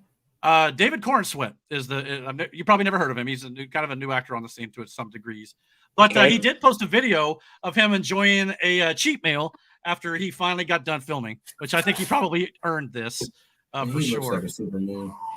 But he's eating a big old brownie, big old brownie. So good for him. So that's awesome to see. But yeah, he definitely looks like a young Superman. Here's the thing. That freeze frame is wild. That freeze frame looks like that brownie had a little bit more than just chocolate. Yeah. It looks like General Zod the villain. There's some extra in that brownie. You know what I mean? Like he looks like I'm gonna kill everybody here. Question. What's that? He said this whole pan of brownies is damaged right now. Is General Zod the villain in that movie? No. As far as we know, Lex Luthor's in it. But other than that, there's speculation. We don't quite know for sure. Okay, I'll wait till General Zod. He looks like a Superman. I get behind see it. Why do you have to have General Zod again? We've seen him twice. Why not Brainiac? We need to see him again. Like that. We're seeing Tony Stark twice. We're still on this. I mean, this is a whole new universe, so they're going to be starting fresh here. So give them some time. I'm excited for it. Looks like a good movie. You're such a proceed. Do you not like Superman? Moving along. I have a reason not to like Superman too. But you can't put that on Superman. Yeah. I mean, it's not. I mean, a lot of people think he's too goody two shoe. I'm like, so is Captain America. Captain America's awesome. Nah. Fuck that. Superman was the golden boy of DC. Nothing could go. Like he could do no wrong. I told you what happened. Aquaman broke that motherfucker's jaw. Okay. Yep. I think it's done right. They rewrote the power structure in the Lanterns because they were more powerful than Superman. Okay? Yep. Fuck Superman on some real shit. Yeah. I mean that agree, shit. Brandon. Damn. Yeah. Anyway, well, we got some more stuff to get into. Let's get into the pro wrestling segment.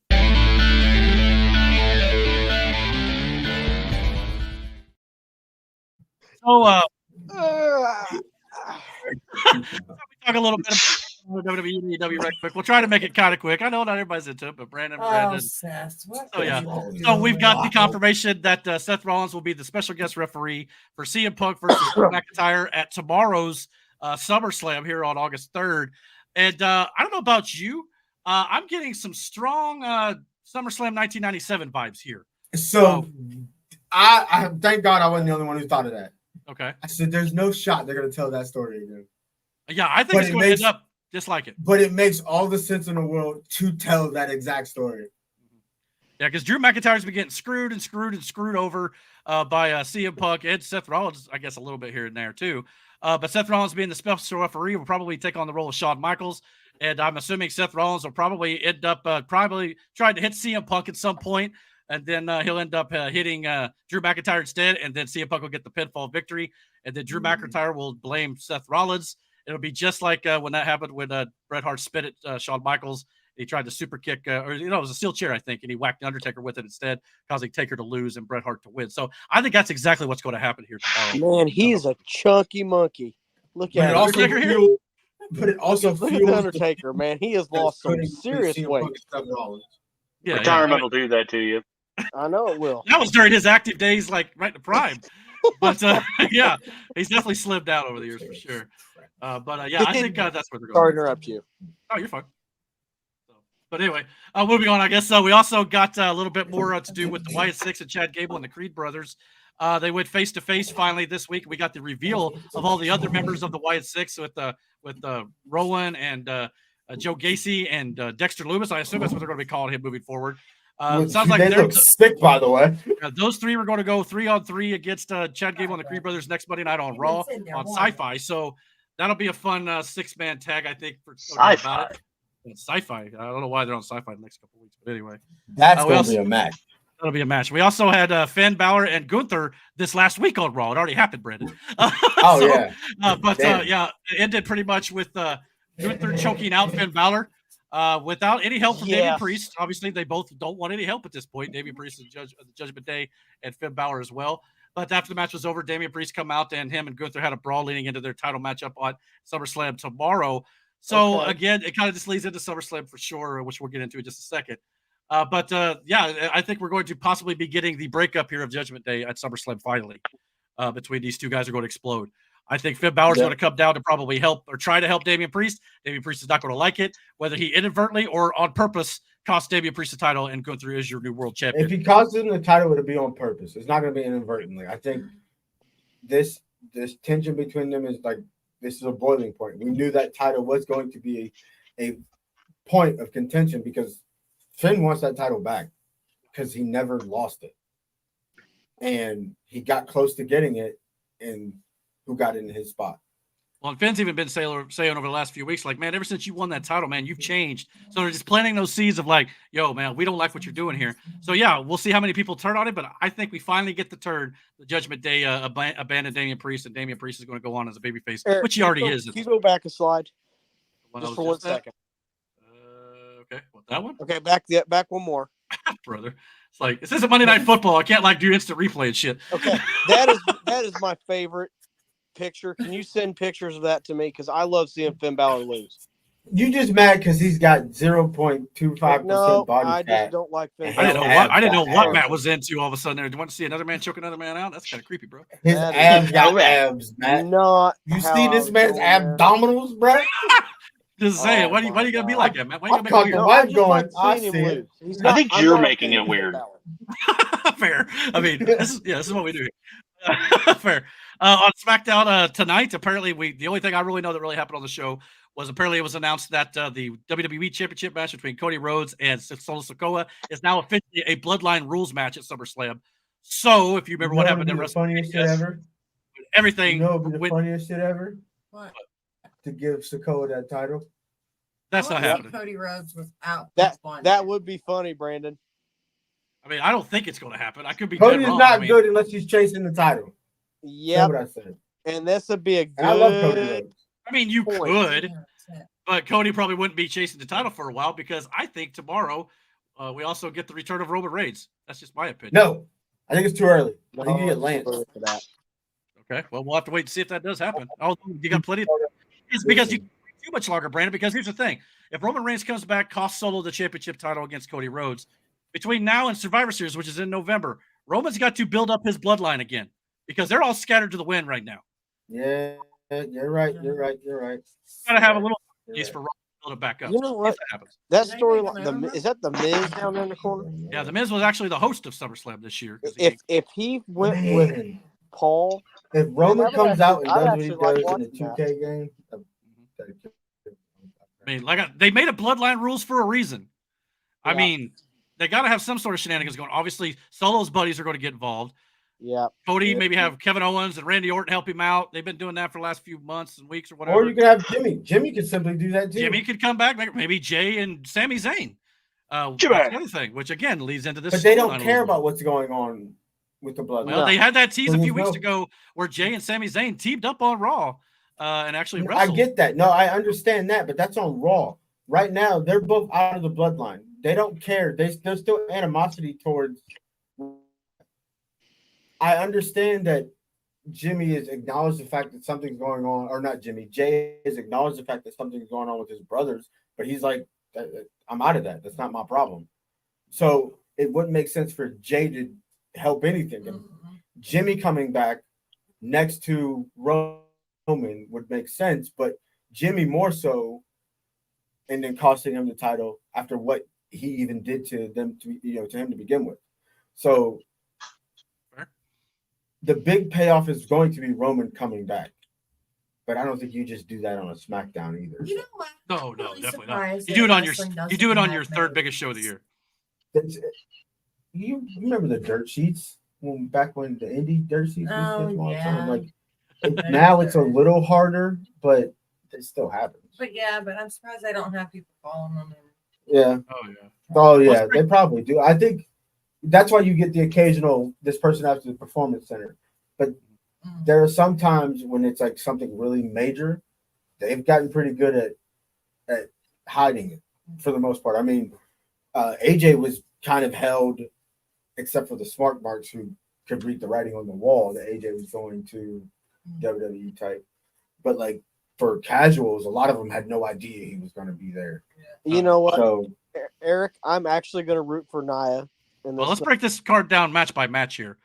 Bayley versus Nia Jax for the WWE Women's Championship. Yeah, I think Nia Jax wins the title here too. Obviously, she won the Queen of the Ring tournament to get the title match here at SummerSlam.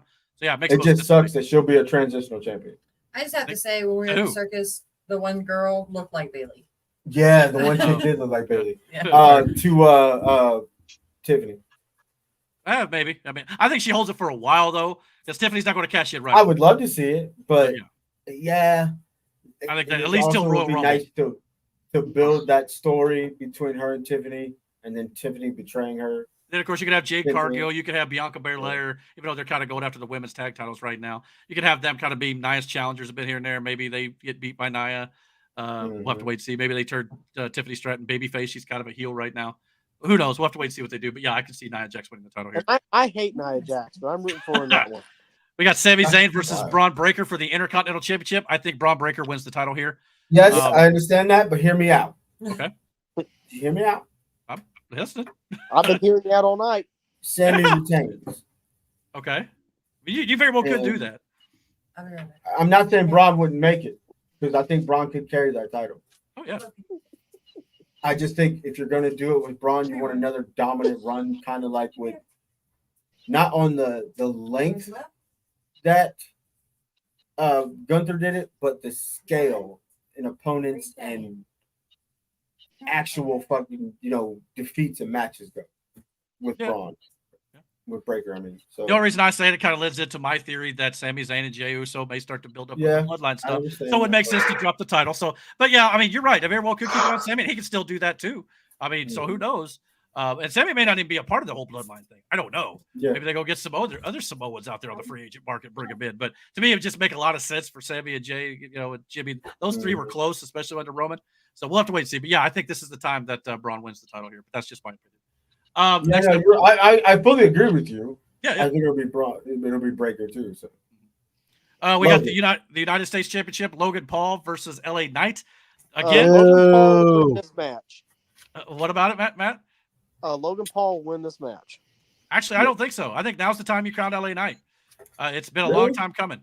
And Why? I think because LA Knight is over as hell, man. He's been over since like the beginning of the year. Aaron, have you heard of LA Knight? Well, you guys don't Okay. follow wrestling, though. wrestling. I've heard of Logan LA Paul wins Gear. the title. And next slide. Oh, come on. Logan Yeah, Paul has held that what? belt for, it's probably, what, over a year at this point? Yeah. At least. So, I mean, it's time. I Okay. think LA Knight is at that point. And, he's going to get it here, in my opinion. So we'll have to wait and see how that goes. That's great. Logan Paul wins it. Next slide. We'll see. Big storyline over on Monday Night Raw. Liv Morgan and Rhea Ripley, obviously with Dom and Dominic Mysterio in the middle. Sounds like to me, I think The one on the right. Liv Morgan retains. Yeah, I think Liv Morgan retains too, when she's on the left. Rhea's on Liv the right. Morgan will win that Because I think Dominic Mysterio turns on Rhea Ripley here, much like Finn Balor turns on Damian Priest. I think we get the entire bloodline kind of doing their own thing. Now, whether that means Dominic's out of the bloodline, I don't know. Maybe because obviously Rhea will still be a part of it. You mean out of Judgment Day? Judgment Day. Sorry, This is going to turn Rhea into the biggest babyface ever. Oh hell yeah, yeah. Because So, I think it'll make She's not going to be a part of the heels. Judgment Day. She's No. not going to be a part of Judgment Day. Her and Priest may hang out still and Be friends at least. interact Yeah, or maybe. whatever. But yeah. I can see Finn Balor being the leader of the Judgment Day moving forward with Carlito, Mm-hmm. JD McDonough, maybe Dom, maybe not. Call it the New Club. Yeah, you could call it the New Bullet Club. Yeah, absolutely. But I just think that whole turn with Dominic Mysterio, they've been teasing. They act like Dominic Mysterio doesn't know that he's helping or accidentally helping out Liv. No, he's doing it on purpose. Dominic Mysterio is going to turn on Rhea Ripley here, in my opinion. So yeah, Liv Morgan retains here, no doubt. Good storytelling, though, no doubt about it. That's one of the best storytellings they've been doing on the women's side for sure. Good We story. already talked about CM Punk and Drew McIntyre a little bit. Again, I think that's going to be Seth Rollins inadvertently costing Drew McIntyre the match, doing the 97 SummerSlam CM Punk finish. wins. Next slide. I got one question though about that. Okay. Is the goal to end up turning McIntyre into the biggest heel or the biggest babyface? Because at some point, if you I don't keep doing this story where he keeps getting screwed over and screwed over and screwed over, and even though it's in his eyes he's getting screwed over, but justifiably, there's a couple indications where you're like, yeah, you were fucked on that one, dude. Yeah. To where the crowd starts to lean more towards him, and you start to turn CM Punk into a heel. Yeah, I think it all depends on where That's CM Punk goes. If Punk starts to get booed or they start turning him heel, Drew's a babyface. But if the crowd still, which they're not, like this week on Raw, CM Punk cut a promo against Drew McIntyre, and he literally had to ask the crowd to chant his name, and then when they did, it was like half the crowd didn't do it.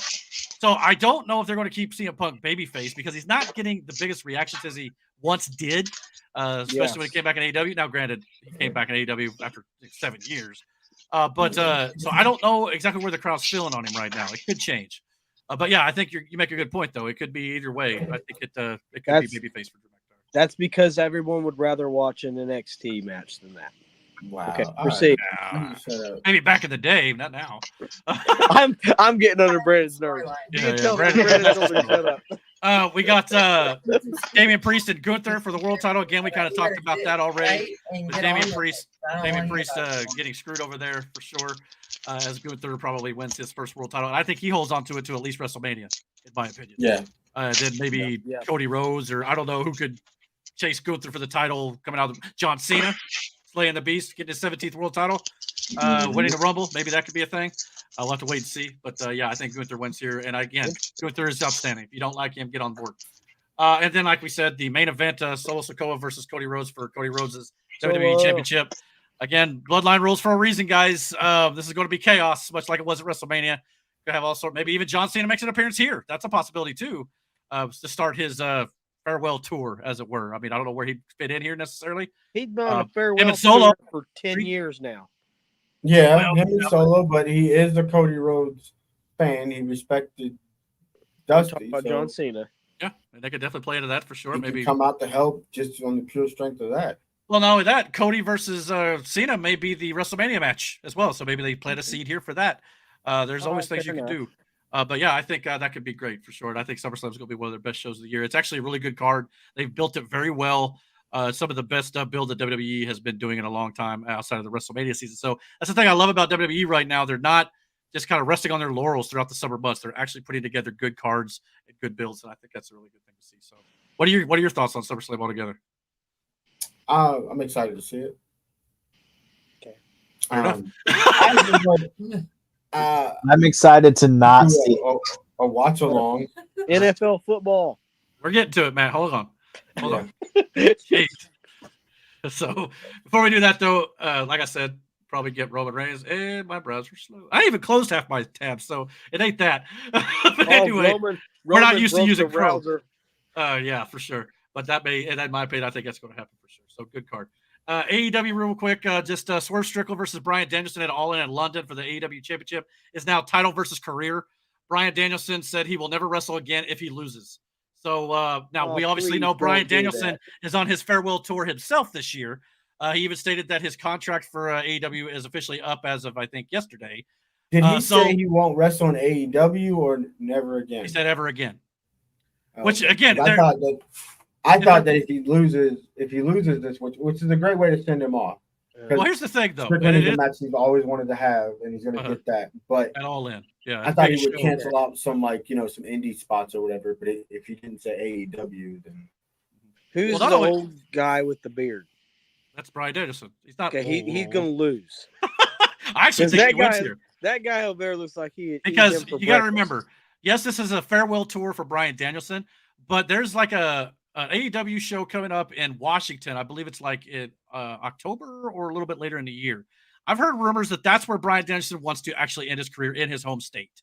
So that makes the most sense to me. So him holding a world title here in AEW, that may be where they go. Swerve Strickland, it would kind of cut his rate a little short. That's the only thing that bothers me about it.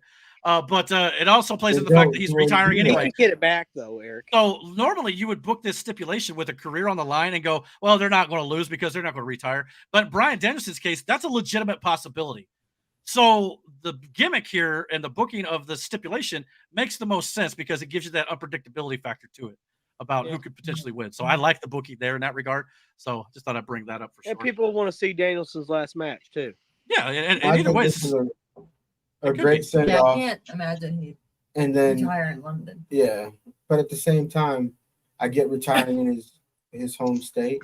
I think he would just care to wrestle there without a title involved.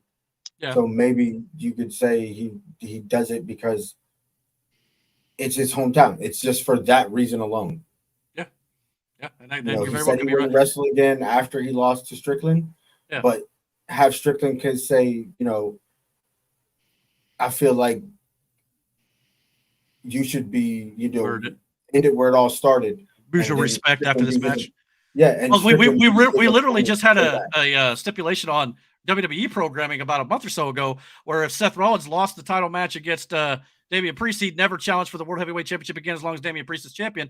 And literally that Monday night afterwards, Damian Priest is like, "No, man, that was you threw that out there, but I'll give you a title shot." So that was Damian Priest becoming a babyface more, so that was good. But at the same time, they kind of threw the stipulation out. You could do the same thing here. I like Priest. Yeah, so I think Priest is a good wrestler. Like I said, even if Strickland is the one who says, because they're both from Washington, if I'm not mistaken, and you're gonna just have Strickland say, "You know what? I know that you said you wouldn't wrestle anymore, but damn it, we're home, and I said we have one more." And do this in the right send off, and then have him just wrestle Strickland for the title that night. He loses, but his last match is in Washington. You make Strickland a bigger baby face for doing something like that. It's like honoring a dying man's wishes, but in this sense, it's a wrestler. Well, not only that, you got to remember too, Bryan Danielson for the last time in Washington. Yeah, right.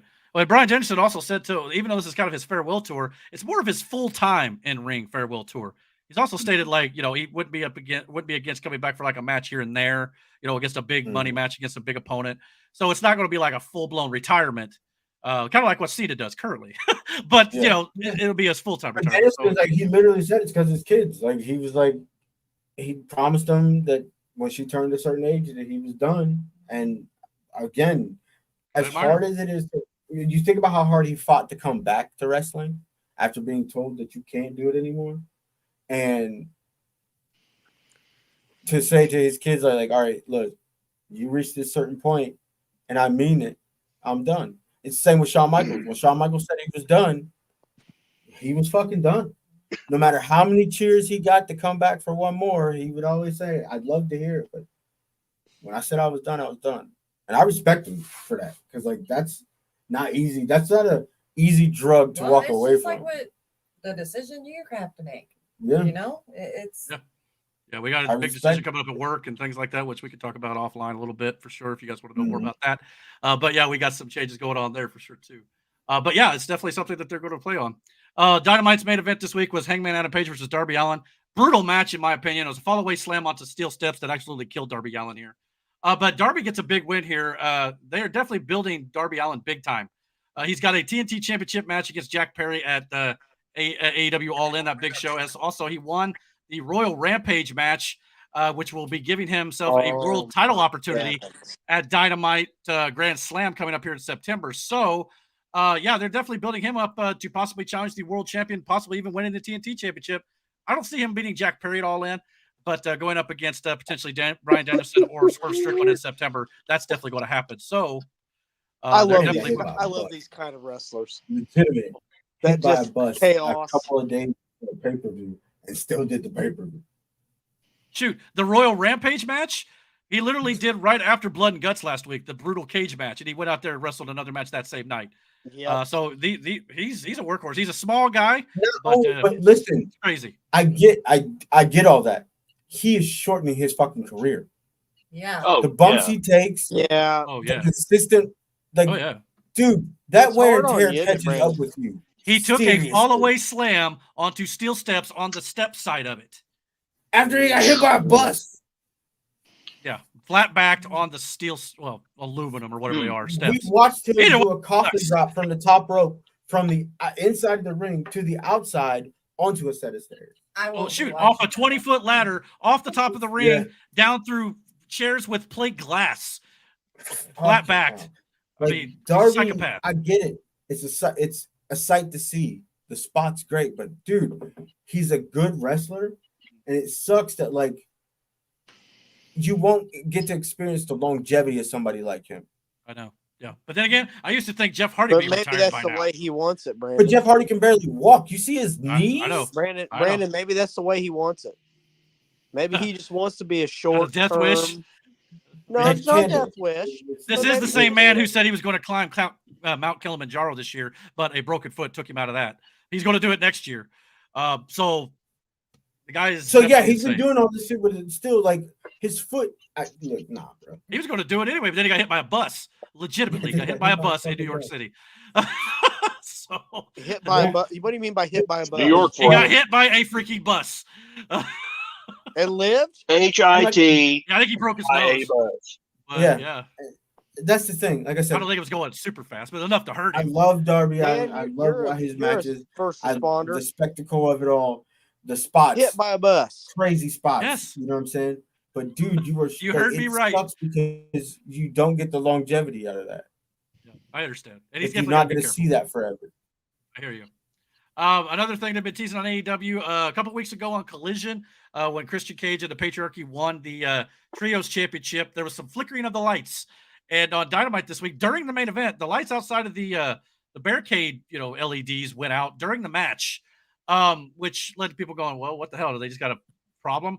I think combine that with the flickering from Collision, I think they're setting up some sort of debut a la a Wyatt 6 type of thing. I don't know exactly if that's what they're going to be playing off of or what, but they're definitely teasing something in my opinion. So I have no idea who this could be. No clue. I have no idea. Outside maybe the House of Black, maybe evolving into something different. They did kind of potentially tease that going in All In. Maybe Bray Wyatt's brother. No, he's in WWE doing the White. He's already busy. He's in WWE. Unless it's their introduction into integrating the two. Maybe, I mean, I don't know. Have the Y6 show up on AEW. Oh, that'd be forbidden door or the prohibited portal, as they're called at WWE. If they integrated AEW and WWE, it'd be freaking awesome. Hey, that's why Shane's been there. Shane McMahon has been meeting with Tony Khan. I don't know if that's why, but he definitely met with him. Awesome, and I would be stoked if that happened. If there's one thing I've learned in professional wrestling and a lot of things, never say never, for sure. One last thing before we go to something else here. Oh, go ahead, Bro Horton. What? Somebody was asking about getting hit by a bus. I think somebody was setting up a question. That was me. How?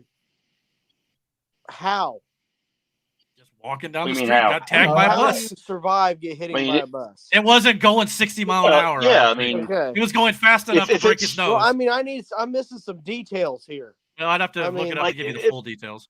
But I mean, like if it's moving, if it's moving through like Midtown Manhattan or something like that, Yeah, it ain't it's not going to be cruising, right? Okay. Or if they're coming around the Well, corner first of and all, he I'm glad happened to he's be okay. walking out into the. But Oh yeah, absolutely. he's okay I mean, a now. bus. I mean, there for a while, Proceed. he was pretty bigged up. sorry. But anyway, one last thing for AEW before we move on. Apparently, the word internally from AEW, Britt Baker has been suspended. She had a match at All In. I don't know how that match is going to be affected since it's still roughly a little less than a month away. But the word internally is that Britt Baker's frustration with MJF was shared in the women's locker room, and it reached MJF through his girlfriend, Alicia Atout. This led to confrontations between Britt Baker, Alicia Atout, and MJF. The details are a he said, she said thing, but Baker was upset with Alicia Atout for informing MJF. An argument escalated, and MJF punched a wall before his match with Will Ospreay at the last pay-per-view. Former friends Baker and MJF, or at the last Dynamite, former friends Baker and MJF fell out over the past year, and Will Ospreay has also spoken to Baker. HR got involved, and a suspending of Britt Baker has taken place, furthering an investigation. So this is just another one of those things where AEW's got to get their locker room cleaned up. This has got to stop. Mm-hmm. That sounds like a lot of drama. It sounds like, women locker room talk. Girlfriend went and told him. He got upset about it. It's just sort of stuff that doesn't need to be happening in a workplace environment. I don't know what it was. Grow up.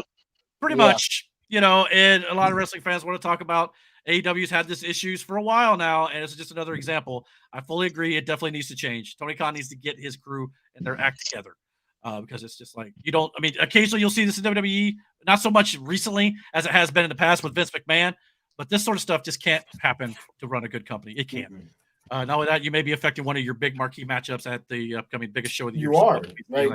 If it goes that her far. Her coming back was one of the biggest things that happened, and now she's suspended.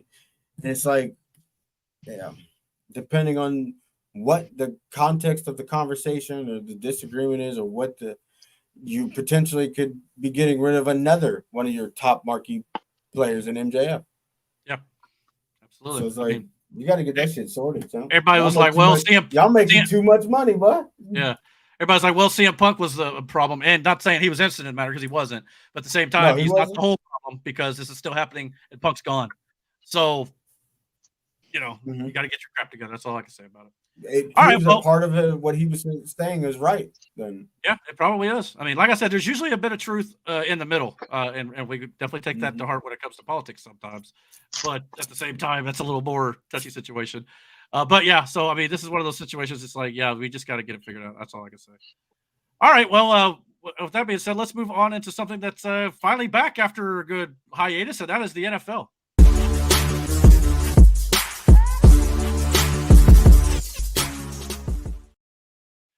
So I know Matt's probably excited to talk about something besides pro wrestling and the NFL. Time to wake up again. More his speed. Sure. Last night we had the Hall of Fame game. The Houston Texans versus the Chicago Bears. Obviously wasn't the greatest game to kind of start the season out with here, in my opinion. Obviously, it's preseason. It's all backups and things like that for sure. But when the game is literally being rained out in the third quarter and the game is over at that point, not the best way to start the NFL season for sure. But in the third quarter, there was a major storm that rolled through, and the Bears were the ones winning 21-17 at the time. So they were declared the victors here. That game was over by then anyway. Well, I mean, it was actually decently offensively fun to watch in the first half. Some of the backups were actually putting on a bit of a show. So I was happy to see it a little bit. And of course, we got all sorts of stuff we're going to talk to you about the NFL here, regardless of, even though this game wasn't the greatest in the world, it was just good to see the NFL back as a whole. I like the picture of the storm down there. That was yeah, exactly. But this obviously focused around the class of 2024 for the NFL Pro Football Hall of Fame. Dwight Freeney of the Indianapolis Colts went into the Hall of Fame. Randy Gradishar from the Denver Broncos. Devin Hester from Chicago. Yes, Chicago Devin Bears. Hester. Andre Johnson, the Houston Texans, and a little bit of time with the Indianapolis Colts. Steve Mongo McMichael with the Chicago Bears, Julius Peppers with the Carolina Panthers, and Patrick Willis for the San Francisco 49ers. First thing that jumps out to me is obviously the fact that you're getting older when a lot of these guys you watch play. It's like one of them you watch wrestle. Yeah, one you watch wrestle. And our thoughts and prayers are out to Steve Mongo McMichael, who I believe is dealing with an ALS, if I'm not mistaken, now later in his life. And he's in rough shape for sure. So I don't even know if he was able to. I think the Hall of Fame ceremony is this weekend, so I don't know if he'll even be there. But he's definitely been through a lot. Correct me if I'm wrong, didn't he pass? I don't think he did. If he I did, think so, dude. He may have passed. Maybe like a year or two ago. Really? Well, let me double check. It's not been that long. Steve McMichael. If he did, my apologies. I was thinking. Either way, he's being honored. I was thinking they said. Yeah, I was thinking they said like he was trying to make it, but it didn't happen or something like that. Oh, he's still alive. Oh, okay. He's 66 years old, but my favorite. Yeah, he's in bad shape. Very bad shape. And I'm not going to pull up any pictures of him here because he does not look good.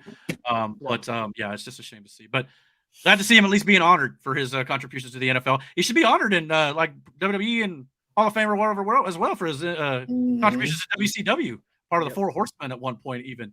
Not the greatest wrestler by any stretch. They definitely played on NFL stuff for sure in his character, but at the same time, still love him for his contributions to both. My favorite filming of the Hall of Fame inductees was the part when they showed the kick in the Super Bowl, where it made the Colts look like complete morons. Oh yeah, Devin Hester kicking to Devin Hester. Yeah, and the NFL made sure. Now I'm not saying that they have something against the Colts, but they sure made it look like a hard sell when they showed that footage. They were showing his best highlights, and that's one of them. Yeah, it will go down. So far, it's still the only Super Bowl kickoff that's ever been returned for a touchdown. Yep. And then the Colts have that lovely distinction. Yep. So, yeah. And the NFL loves to dig on the Colts with anything that they can put against them. And of course, the Colts were also in the Super Bowl in 2009 were the only team to get screwed. They ended up botching the onside kick surprise attempt to say too, which we're going to get into onside kicks in just a second. Because we've got some NFL rule changes for this year. But either way, good to see Dwight Freeney getting into the Hall of Fame. Obviously, I think Robert Mathis has not quite got there yet, but Peyton Manning, Marvin Harrison, Bill Polian, Tony Dungy, a lot of those Freeney deserves that Hall of Fame spot. Absolutely, he does. And I think Robert Mathis, Reggie Wayne deserves a Hall of Fame spot too. I think he'll get there, but it's taking their sweet time. Receivers take a while to get there for some reason. But all these guys look like they're very worthy of the Hall of Fame ceremony. So I'm happy for all of them. But like I said, outside of Randy Gradishar and Steve Mongo McMichael, I watched all these guys play. Oh yeah, so Andre Johnson was awesome. Yeah, I mean, not for the Colts Texans. Most of the time. Yeah, Julius Peppers I watched play. Yeah, Julius Peppers was awesome. Patrick Willis was a beast in San Francisco. But yeah, Andre Johnson, when he came to the Colts, though, he'd been spent at that point. He wasn't no good for us. And there's not a Steeler among them, which is the best part of this. Go on, Miranda, let him have it. Oh, Matthew. He sounds too tired to deal with it. But I can't wait to kick your ass in fantasy. And that's coming up too here before too much longer for us fans. We'll probably be talking about that a little bit too. We'll probably continue to talk. Wait to kick all your asses in fantasy. Okay. I knew the new guy trash talking here. The new guy. So yeah. So that'll be a lot of fun for sure. From the shadows, I will stab you back. Finally, a man of noble song. I did my first year. So yeah, we got a few rule changes for the NFL 2024, as there always are. This is the best thing I can pull up without any copyright strikes here, so bear with me. So the kicker here is over here on the list. This is the new NFL kicker or kickoff rule. They're calling it dynamic kickoff, which is the NFL's way of trying to sell you that this isn't a bad idea. But this is the hybrid dynamic kickoff. The kicker here is represented by the football here on the left, and the kicking team by the blue X's, and the red dots here are the receiving team, and there's two people toward the back. Now, the kick will go into the air, and if it lands in the 20-yard line range, which is what they're calling the landing zone, if it bounces into the end zone, the ball will be brought, and it's a touchback, it'll be brought out to the 20-yard line. If the kicker's land the ball in the end zone, which is in red, it will, and then they kneel it down and do a fair catch there. The ball will be brought out to the 30. So, but at the same time, that. It's XFL rules essentially for the most part, and they got the teams lined up 5 yards apart from each other, and they cannot move until the receiving punt returner or kickoff returner touches the ball, or if the ball hits the ground. So they'll all be in the same stand. It's to avoid people running at each other full force down the length of the field and getting concussions. That's what this is mostly for. Yeah, let's punish people for doing their jobs. That's a great idea. Time will tell if this ends up taking away an exciting element of the game, like the Devin Hester kickoff return in the Super Bowl. It didn't look super great on the opening night of the NFL preseason with the Hall of Fame game, but I'm willing to give it a little bit of a time and a little bit of a chance to see if it. Brandon, what do you think? It is so weird to see him just standing there and nobody move when the ball's kicked, and then they're not waiting for another whistle to tell them when to go either because they didn't want to do whistles. Well, it's even harder for the There's team. going to be a ton of penalties come out of this. There were last night already. There were a couple of people who jumped too soon because, for one, the team who's looking at the guy catching the ball, they can see the ball. But the ones who are facing the opposing team, who's ball receiver behind them, they can't see where the ball is touching the ground or being caught. So they have to wait on the team in front of them to react. So if that team moves, they're going to flinch or move thinking the ball's been caught. You have to have both feet down. Yeah, you can move but you can't. Your feet can't leave the ground. So like you can like shuffle into position or some shit to block or get ready to run, but you literally cannot move. Your feet have to. Why don't we just give it to him at the 25? That's coming next. That's what's going to end up happening. People are so pissed off. Well, unless this happens, unless it opens up, because look, you're not getting your fastest runners out there during this game. Put two linemen that's out not there. a thing. That's true. I mean, you're going to have better players on the field come the NFL season. That first kickoff that's like that, and you imagine one of the great example is Tyreek Hill catching a ball on the special teams as a kickoff returner, and then he gets a hole or a seam because they're so close that he can break out of the back. No one's he's taking it to the house. There's so much on that rule. There's tons of, but that can be a thing that's overly done. Yeah. You know what I'm saying? You start to see that shit like every other kickoff, you're going to be like, all right. So what most teams are going to start doing is just taking the fucking touchback and putting it in the back of the end zone. That's pretty much what happened in this game. A lot of them were taking. Now they were trying to run it out because the idea for the kicker is to not put it in the end zone. You put it in the landing zone, which means because if it doesn't bounce in the end zone, they can't do a touchback. So if you land it in the landing zone, they literally have to return it. Damn. So you're able to stop them earlier. Yeah. Mm-hmm. If you are an NFL kicker, and I know you agree with me on this, and you can't kick it to the back of the end zone, you do not belong in the NFL. Well, Matt, you got to understand. They're kicking it from the 30, the opposing 35. They're not getting a full run up like they did in the normal kickoff. It's like a field goal. How many games the Indiana Hoosiers have lost because we have a kicker that does not kick to the back of the end zone? Matt, you're not listening to me. Listen. 35-yard line is where the kick is being kicked, right here on the left. Right, but it's not a normal kickoff. You're not running up to it to kick it way deep. It's like a field goal. So you're kicking a field goal from way beyond the 50. Most of the time, you're not going to hit the end zone because these field goal kickers can barely do 60-yard field goals. So it's not going to be as easy to put it in the end zone as it looks. So that's the way I looked at it. I think it should. I think they should. It's just weird, though. Well, if that's the case, they'd be drilling it out of the back of the end zone every time. It's just weird. It's going to be weird watching makes it safer, everybody does it lined not? up, and then the kick happen and nobody fucking I know it does. So we'll have to wait and see how this plays out. But I understand the injuries. To Brandon's point about if you could break away if you get a steal, when a normal kickoff, you'd have two teams running at each other. So the team who's trying to stop the runner would literally have to slow down from a full sprint while the other guy's moving full speed, right? Mm-hmm. In this case, both these two teams are really close to each other, so they're not moving that fast. So but the runner is well, he can if he gets the speed, but if not, you're going to be able to catch him before he gets up to too much speed. So it could affect it, but we'll see. In some ways, but at the same time, the runner is already if they kick it. Could you imagine if Troy Polamalu had that much room to run? He could just jump over the damn line. Like I'm saying, if somebody catches that back here and they're all stopped at the 30, the speed that he would build up, he's a track runner. They're great at sprinting. So him sprinting out of the backfield and breaking that line, you know what I mean? Like breaking tackles and or going through a hole.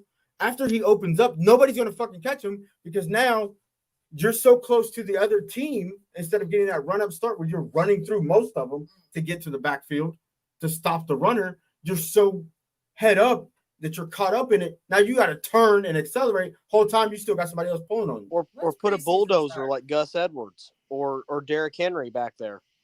Yeah. I mean, when's the first how are you going to bring preseason them game? down? I believe there's some next Thursday, if I'm not mistaken. That's usually where it starts. I think the Colts is a week from this Sunday. So I don't care about the Colts. I'm just letting you know. She's gonna be really upset about the next segment. Then we'll talk a little bit about the Colts. But before we get into that, listen, I seen the videos from Steelers training camp too. Justin Fields ain't nothing to fuck with. Why? Really? Do you think him or Russell Wilson will be the starter? From the videos that I seen, I know they said they're gonna start Wilson. But he's making a case. Dropping that fucking ball, dude. All right. Well, we'll see how it goes. Him and what's his name? George Pickens. Pickens. I guess. Nasty, video. Well, that could very well be good for the Steelers for sure. But we had a few. Speaking of the Steelers, here's a picture of Mike Tomlin. But it's not about him per se, but it's about another rule change. The NFL has apparently approved a rule giving a team a third challenge if they get one of their first two challenges correct. Initially, the rule change was going to be you get a third challenge if you get both of them correct. But now apparently you get two to start the game. If you get one of those two correct, you get a third. So realize their refs suck. Yeah, and you know what? And I think I'm hoping this season the refs don't suck. Yes, but also they address the issue with the referees. I hope so. Well, they have to address the issue with bribing the entire world. And you know what? Mike Tomlin, he's throwing a challenge flag. He wins that challenge 89% of the time. So he'll be getting that third challenge. He has watched. That man has been in that. Watched that football coach for that team since before I was born. So I'm just saying. Oh my God, man! I'm just saying the man is not that old. Oh. He has been coaching the team for a while, though. You ain't wrong. Matt probably don't even remember the Bill Cowher days. No. I was on the tail end. I may have been very young. Yeah, good days for the Steelers for sure. There was another rule change. A ruling of a passer down by contact or out of bounds before they throw the pass is also now reviewable. So again, that way they can look and see if they were actually down. That threw the ball. That rule is a load of horse shit. I'm kind of surprised it wasn't a rule already. It's like the drop hit tackle rule. Yeah, which that one I get. You're trying to save the legs of the receivers or the runner or whatever it might be, but yeah, it's going to take away some of the tackling ability of some of these defensive players. So how do defensive? I don't give a shit what anybody says. Defense is fucked. Yeah, in football. They already make it hard enough on them without leading with their helmet, or you can only wrap them around the waist. It's not always that easy to wrap a guy around the waist when he's falling around, jumping around and stuff. So it's not easy for these defensive players. So I think it's why we get all these games that are like 60 points, because defensive players are handcuffed at this point. Handcuffed, bad. I mean, and it just really hurts for defenses for sure. But one of the bigger rule changes, apparently, as far as I know, this is 100% accurate. Everybody was reporting it. The new NFL onside kick rules. Apparently, onside kicks are illegal before the fourth quarter now. The team must be losing to kick an onside kick, and teams must announce their intention to kick an onside kick ahead of time. So no more surprise onside kicks that screwed the Colts over in the Super Bowl. So again, I mean, we'll have to wait. I'm ready for baseball season already. He's not a fan of that. So I'm ready for hockey. Yeah, let's bring on hockey. I'm going to watch some hockey this year. Yeah, hockey. It's like we watched baseball this year. I know, we did not. I did not. Hey, I'm down for watching both at some point. I listened to a lot of baseball this season. I did not. I did. Yeah, so I'm ready for the Stanley Cup. I watched the highlights. Those were good. Yeah. Oh yeah, the highlights are killer. Yeah. I'm just happy NASCAR's going. Yeah, exactly. I think the onside kick rule. Races, though. I think it's a good rule. I don't think they should tell your intent. Yeah, I can see that. If you want to put it in the fourth quarter only, fine, but maybe that's not. That's fine with me too. Because Yeah. nobody uses it in the first quarter. They don't do it. Nobody does it half. I would just to be a smart ass. You know what? That was a shock that Sean Payton did it at halftime anyway.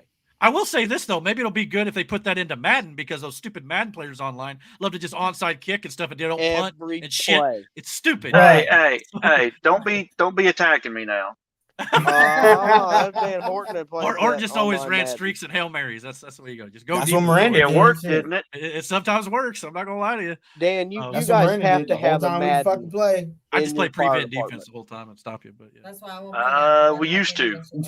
I was about to say, you guys got to have some kind of Xbox or Yeah, something in there. Oh yeah, we've got my station alone. We've got 3, and the other station between both shifts. 1, 2, at least 3. At least 3. You have to. Nice. Used to it was like the entire shift. Right. Yep. The NFL also stated that during some preseason games and maybe even some during the season, they're going to be kind of experimenting with replacing the chain gang with new technology to measure the line to gain. I've heard this. Sounds like it's either going to be like used with cameras or some sensors or something in the ball. We're in the installation phase for all the so stadiums. much that could go wrong with that. Yeah, they're Pat saying was it's talking about that shit today on his show, where they said they use the same technology for tennis. okay. And they said a lot of times it's wrong because like you can physically see the ball either hit the line or not, but it's called out or whatever the case may be when it's a total opposite. And then you have the line judge who will see the same thing, but ultimately go with whatever the computer says. So a lot of these tennis players are getting fucked over by it too.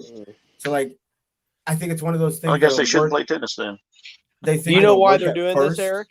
But like football, Ticker jobs? I don't know. Like No. literally. Ticker inches. germ.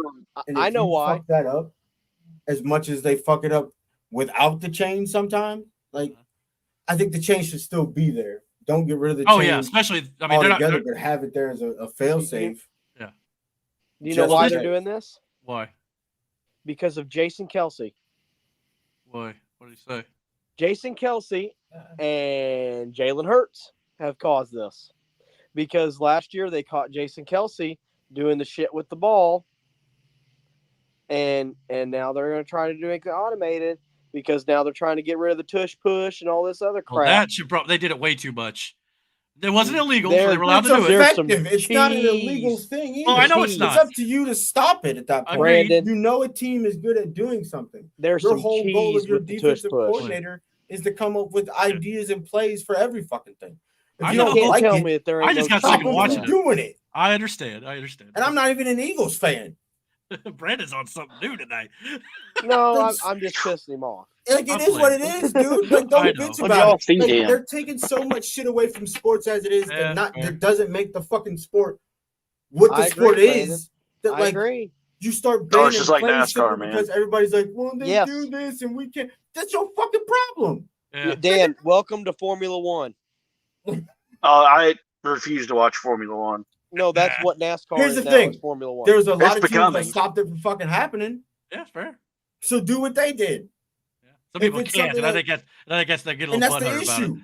Yeah, You yeah. whining because you Dan, we can't could do talk it. all That's night a you on that, problem. but I'm Figure very- it I out. noticed a Fail lot of other football. teams were trying to do the tush push and it wasn't working. But yeah, Again, it But takes that's the reason why the chain game wants to do that, and I know that's what they're doing. maybe. They're trying to get fucking rid of dumb. that little 1 yard hike crap that Jason, which I was smart, I Right. might add, was a smart move to do that because it gives your team extra time and extra space to get the ball off. And I just think that it's like robo ops and umps and baseball. I don't have a preference, but Well, now I you're just used think to it it, takes away probably. from the game. Like Well, we'll have to wait and see. Like I said- we're gone from the days of defensive plays like players like Troy and Ed Reed and fucking It's sad. Ray Lewis and shit. Like hell, we don't even have the same physical offensive players like you had in Shannon Sharp, one of the greatest fucking tight ends, to do it. And I'm not saying Travis isn't great, but Travis is nowhere as physical as even Gronk was, let alone Shannon. Yeah. Like football is starting to become this, man. It's not really fucking football. Yeah. And There are that's the so thing. many rule two-hand changes and touch. shit like that. Don't give me any ideas. Who would Travis Kelsey The fact be? that their big people were legit bitching, the teams were legit complaining about the tush push, blows my fucking mind. Yeah. It's been a play that's been in a playbook for fucking years. Nobody With uses Carson it, Wentz sure. as his And when you quarterback. do it, you're surprised. Like, okay, that's crazy. You did that. But then don't be mad because one team figured it out. And here's the thing: the Keystone player that made that fucking move a thing is retired. Brandon, the NFL is doing it because the NFL is like, oh, Good there's rant. some cheese to this. My fault, man. My fault. I love it. Good rant. That's my fault. There's some cheese to this. Okay. And I agree, Brandon. Well, and let's just end it on this part too. This is a year experiment right now. They're not implementing anything full time just yet when it comes to the sensor stuff and all this technology. You could So argue. we'll all see night how it with goes this year. If they find some bugs, hopefully they'll work it out. If they implement it full time next year, so and maybe they'll still use the chain gang for a while until they can get it all worked out. But Fucking saying shit. I understand. So, all right. Well, let's move on to one little bit of the last bit of football news, and then we'll move on to the other stuff.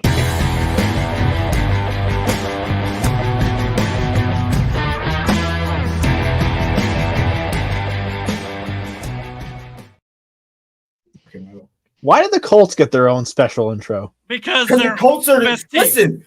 Shut the fuck up, all right, Mister. I chose the Ravens because they're fucking birds. Shut up, Eric. This is There's my a new bias favorite there. fantasy I'm just teammate. saying. We talked about a lot of teams today, but the We're Colts gonna get their cause so own much havoc in the special bottom of the league. thing. That ain't the bottom of the league. Get out of here. Oh, Aaron's already going to be in the bottom of the league with me. That's because I'm the already representative of the considering him Colts the bottom of outrank the everybody league. else in his fucking chat. Okay, deal with it. We're from Indiana. Y'all ain't no We're true gonna talk Colt to fans any fucking way. Okay, y'all just a bunch of bandwagoners. If there's Just fucking- Steelers not stuff, you. I'll bring it up for Miranda, but I haven't seen anything about the Steelers. So. You only do that out of pity and He's fear, talking motherfucker. about me, Eric. Hey, What about that? Girls, you're both pretty. hey, I'm not a bandwagon fan of the Colts. I'm Hey. just grateful to live in a state that has an NFL team. Aaron, Yeah, Aaron, and there's what only team did you 1/3 of us choose? here that's a bandwagon. I chose them before I lived in this state. I don't know what to tell you. I know who Brandon's referring to, and it's okay. You are a bandwagoner. You don't get to Yeah, talk you about just like nothing. any team that's winning. Shut up. But anyway, Yeah. your dad literally said you had every team's jersey in your closet, so I don't want to hear about it. Dude, you remember the day he I came to work with a Ravens shirt on? Yeah, and he when had the a Ravens Colts lost jersey to the underneath fucking it. Bills. He switched it to a Bills jersey. Yeah, in the middle of the game, in the middle of the day. Yeah. Well, I couldn't decide who I wanted to root for that night in the playoffs. Now, to be fair, once we get to the NFL season, we'll talk about the more other teams in the league than just the Colts. So let's just not too early. Okay, but I vote that every favorite team should have a represented intro. Just saying. Ha! That's gonna be a lot of work on my part. Oh, okay. we- So then, Let's if there's give Ravens the news, crap one to the Ravens Patriots. One at a time, guys. Focus. What? Yeah, focus. Eric, What? it says your Facebook feed went I out. know. I don't know if it is or not, Okay. but we're still live, so I'm not going to worry about my Facebook feed right now. Okay. Anyway, So back book to this whole thing. I'm sorry, Eric. Before you so rudely interrupted, what about Because the we're still Colts live, game? so yeah. What about the Colts? This one here. Apparently, defensive end Samson. Who's at the behind? Is that the Steelers behind him? Yeah, fuck that team. All right. Damn, Oh. you sleeping on the couch tonight? He took but- took the words right out of my mouth. Yeah. Is that is that number 90 back there too? Yeah, fuck him in particular.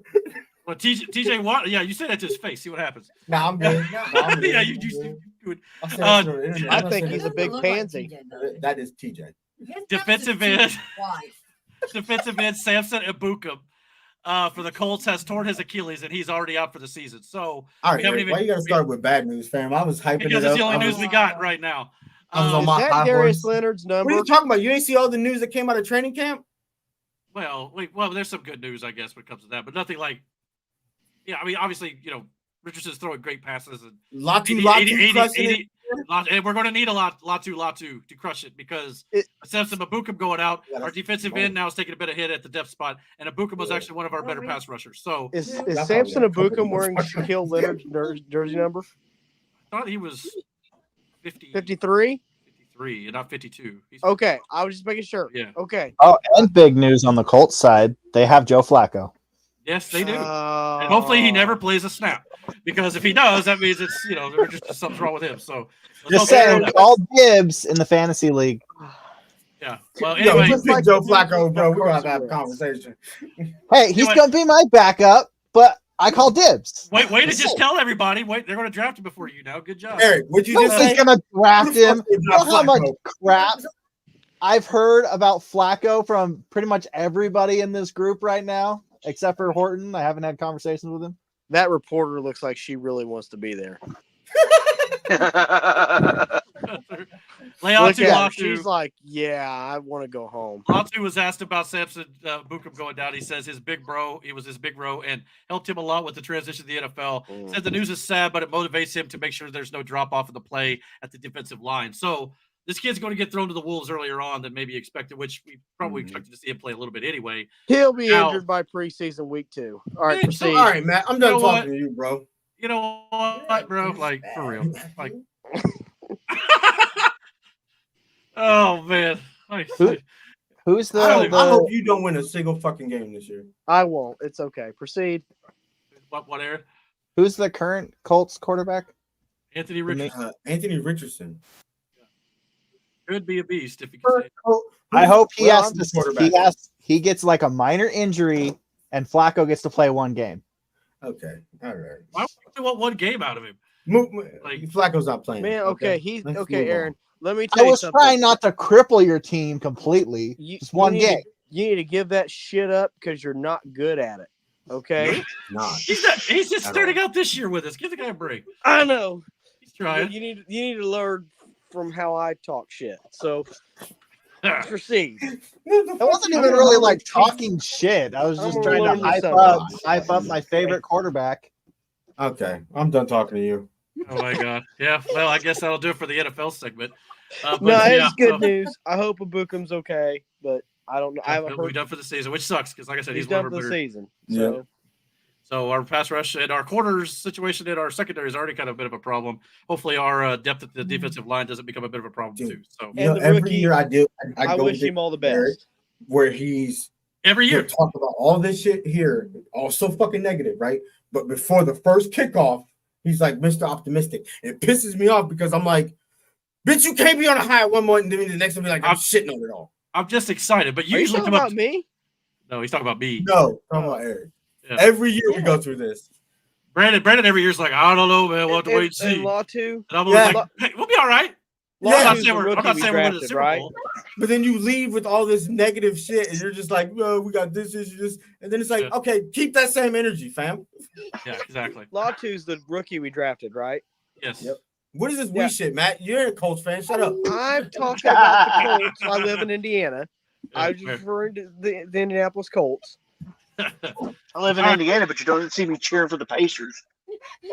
I would now. They're actually pretty decent. Hey, listen, I just don't watch basketball. It's too freaking boring. I live in Indiana, and I don't cheer for the Pacers. That's almost sacrilege to say in Indiana. You better watch it. You say that. Hey, man. Hell, I live in Indiana. I don't even cheer for IU. Y'all know what it is. What? OH. Oh. All right. Well, let's move on. I don't know how that is. I don't know what. A second. Is it go big blue? Is that how it goes? Right. They just don't know the last two letters of how to spell their state, so they got to start it and wait for somebody else to finish it. Wow! All right, Horton. Yeah, that's Roll Tide, baby.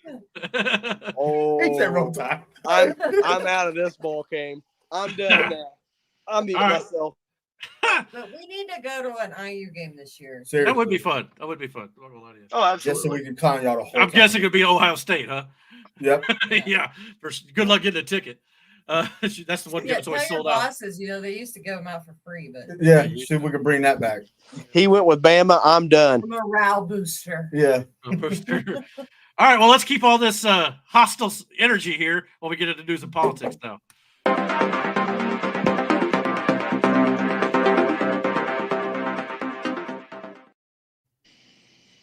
And on that note, I'm going to bed. Later, Horton. Hi, buddy. Oh, I see how Dude, it's legit. It's midnight. I got to get to sleep. What is it, Miranda? Now is it? Let's Let's go, Brenda. See you guys. Later. Later.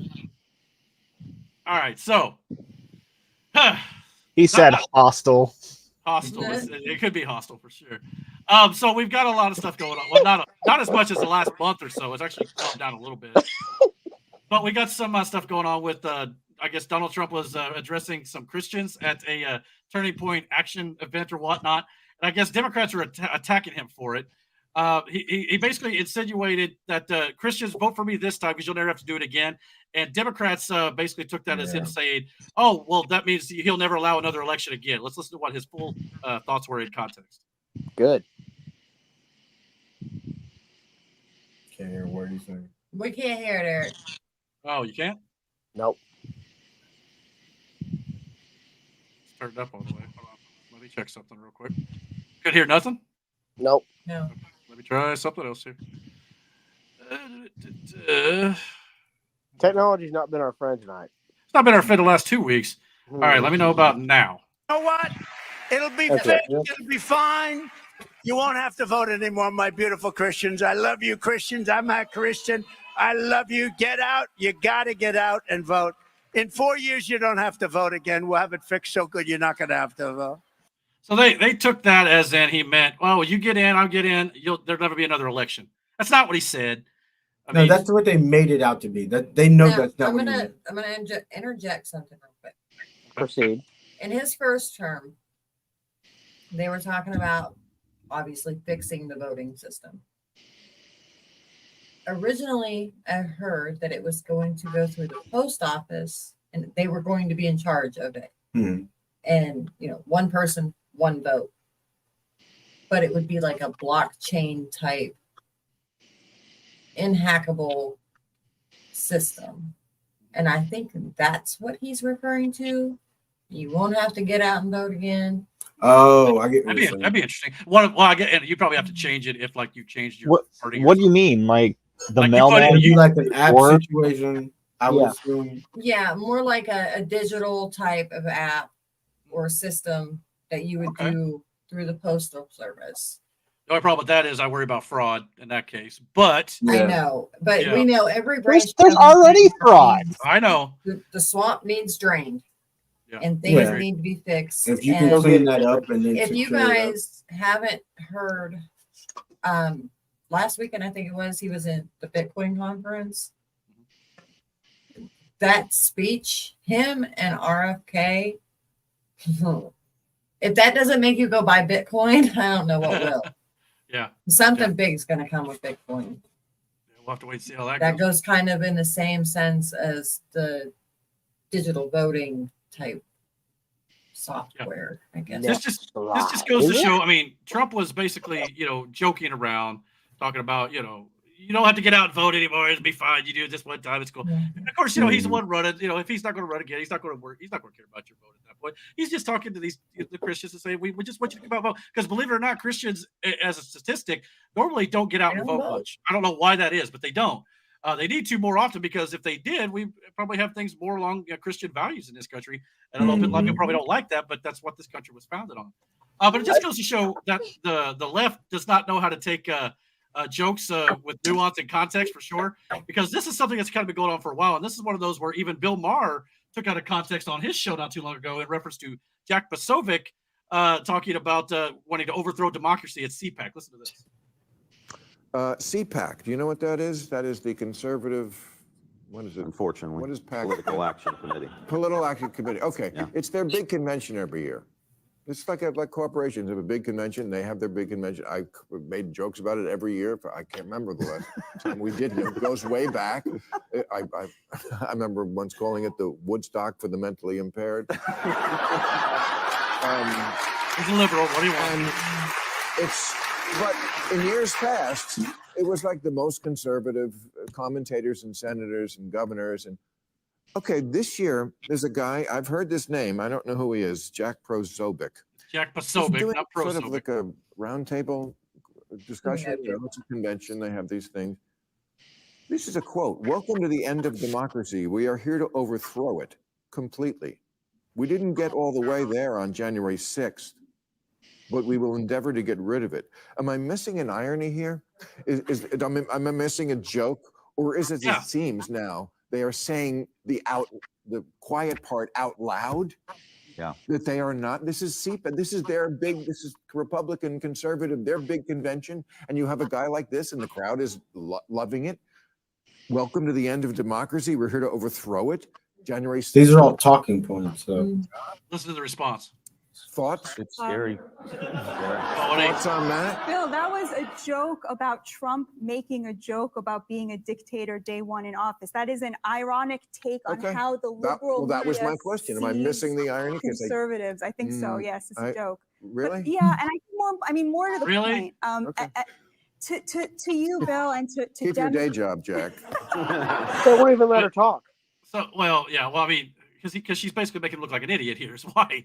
I mean, it's almost like he realized halfway through asking that. There's probably an ironic take here that I'm missing. He knew it from the jump, big dog. But maybe again, there you go. You can tell a lot of people's body language. Bill Maher is professional, right? He's a comedian. Yeah. Bill Maher's with everybody though. I'd use that term loosely. I mean, he is. He's a comedian. Okay, and but he's not very funny. But he knows how to work a room. He knows how to pander to a crowd. He knows what his audience is. Yeah. He knew exactly what he said when he said it, how he said it, and how he framed it. Yeah, I could. But his crowd are freaking stupid for. So when she challenged him on that, and he knew the answer to that question, it was one of those because he immediately started making more jokes about it, and that was his way of dancing out of it. Well, because he didn't take it serious because he didn't have to because he knew it wasn't a serious thing. Here's Jack Posobiec with the full quote in context, joking at the beginning of his speech. This is how it sounded. All right, welcome. I just wanted to say, welcome to the end of democracy. We're here to overthrow it completely. We didn't get all the way there on January 6th, but we will endeavor to get rid of it and replace it with this right here. We'll replace it with this right here. Amen. That's right, because all glory is not to government, all glory to God. Okay. Where is he wrong there? And again, he's just joking. You could hear the laughter when he said it. So again, it's just another example of the left just don't know how to take things in context and all this sort of stuff. So I feel like the left just wastes my time. Well, a lot of times they're trying to make you afraid of the right. That's all they do. Context. They waste my time. Yeah. I'm bored of the politic, bullying around, pushing around crap. It's because they're bored. This is what you get. Well, if they're bored, then get out. Yeah. Get out of my way. The only time I agreed with Bill Maher is when he told Brian Griffin his book was crap. Yep. I agree, Aaron. I mean, there are times I agree with Bill Maher on certain things like woke agendas, but again, it's because he's not as far left radical as most of those on the left. He's more toward the center to some degree. He's still left, and he's still a little nuts, and he has Trump derangement syndrome, and he can't see past that, to see his hand in front of his face. But at the same time, he does talk about stuff like not agreeing with the woke mob and things like that, and thinks some of that stuff is ridiculous. Trump derangement syndrome.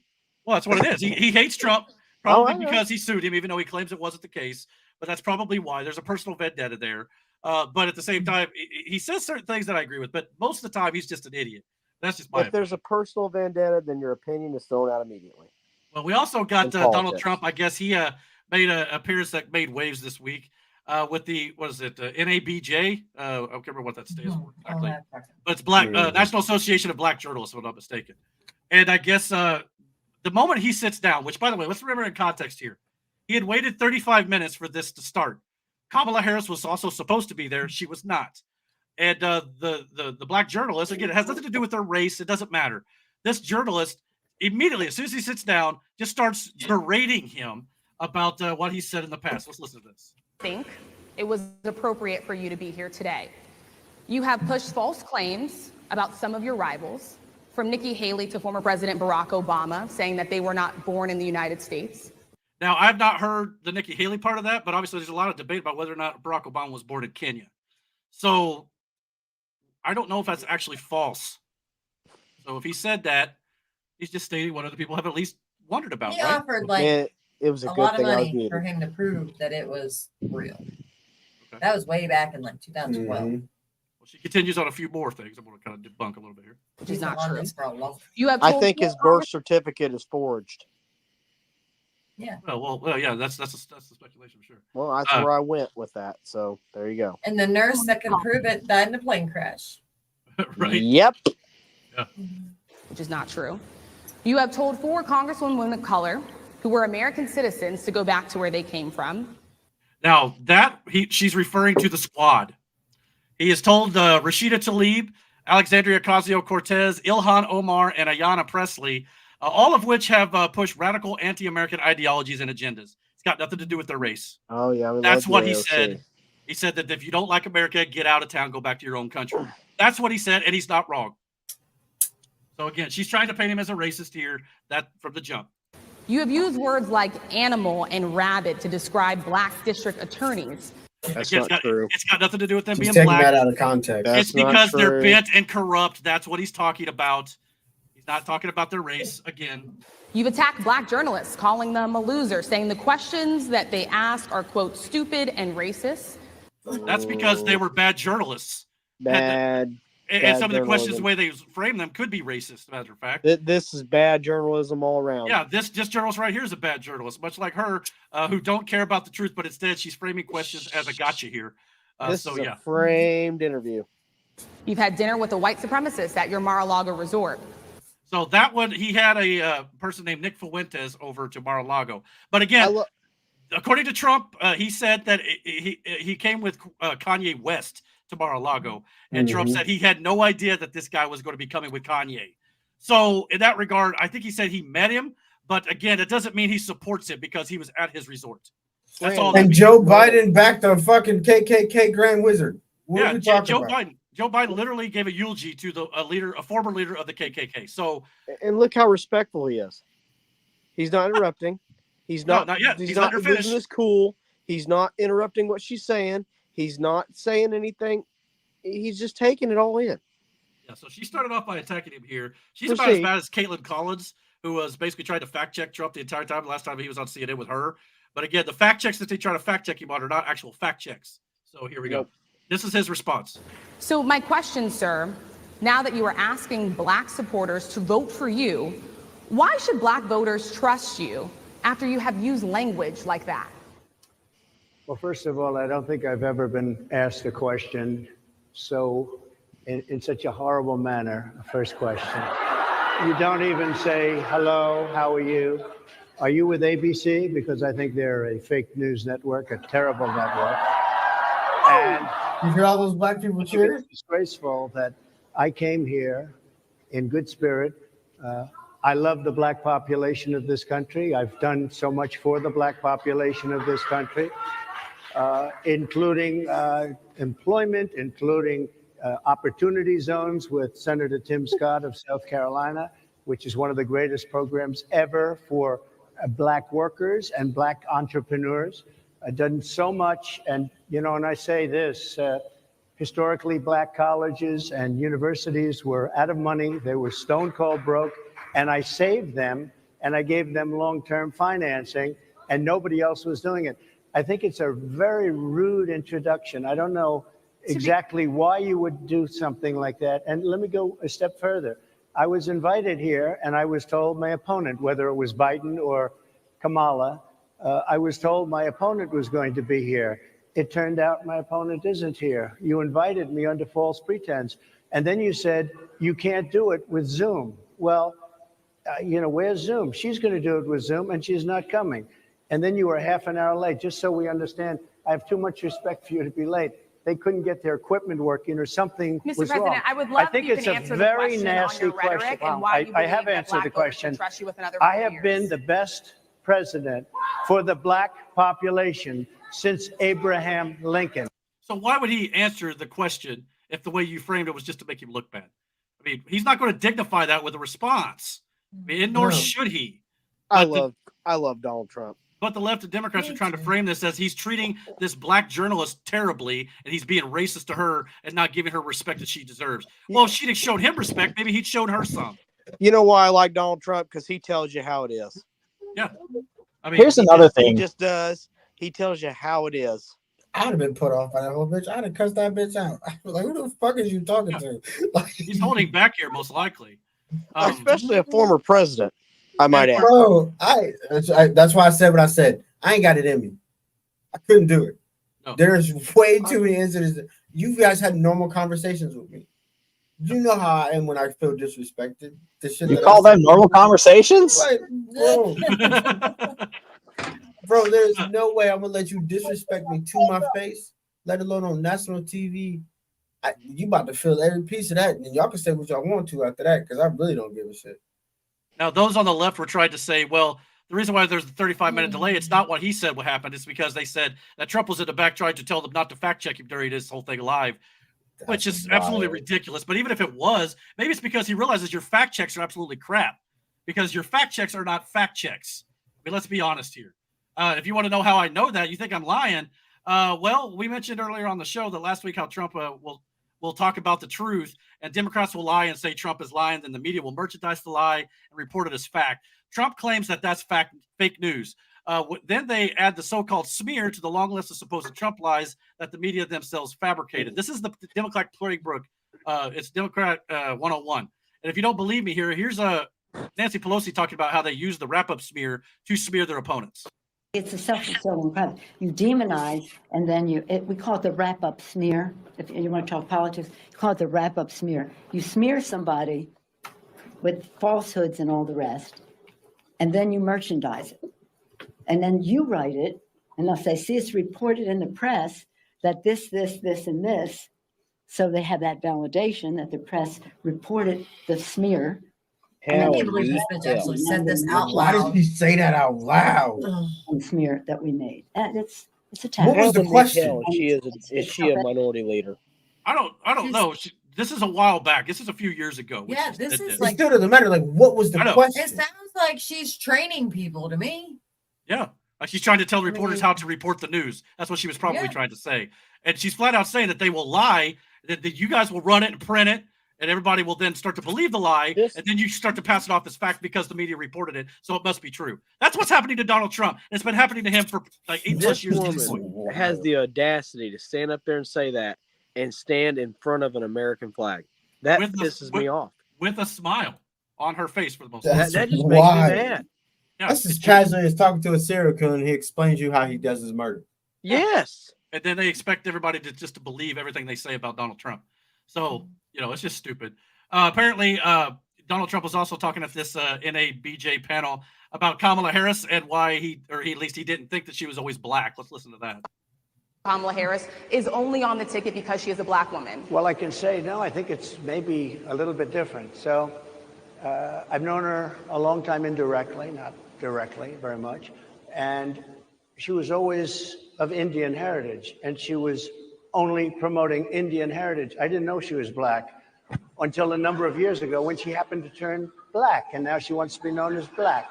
So I don't know, is she Indian or is she black? She has always identified as black. I respect either one. I respect either one, but she obviously doesn't, because she was Indian all the way, and then all of a sudden she made a turn and she became a black person. Just to be clear, sir, do And you I believe think, that I think she is somebody should look into that too when you ask continue in a very hostile. I mean, he's getting laughed at here. I don't think it's necessarily for the idea. It's the fact it's not that he's getting laughed at. Like, you don't understand. They're not laughing at him. A lot of them realize, like, yeah, motherfucker's right. Like, yeah, because he is right. Yeah, she and was the first Indian senator for California. And they touted it and such. The chick steadily trying to interrupt him and saying, no, she's always done that. And like, there's people in the crowd acknowledging the fact that no, she hasn't. Yeah. And that's why they're laughing. They're not laughing at him.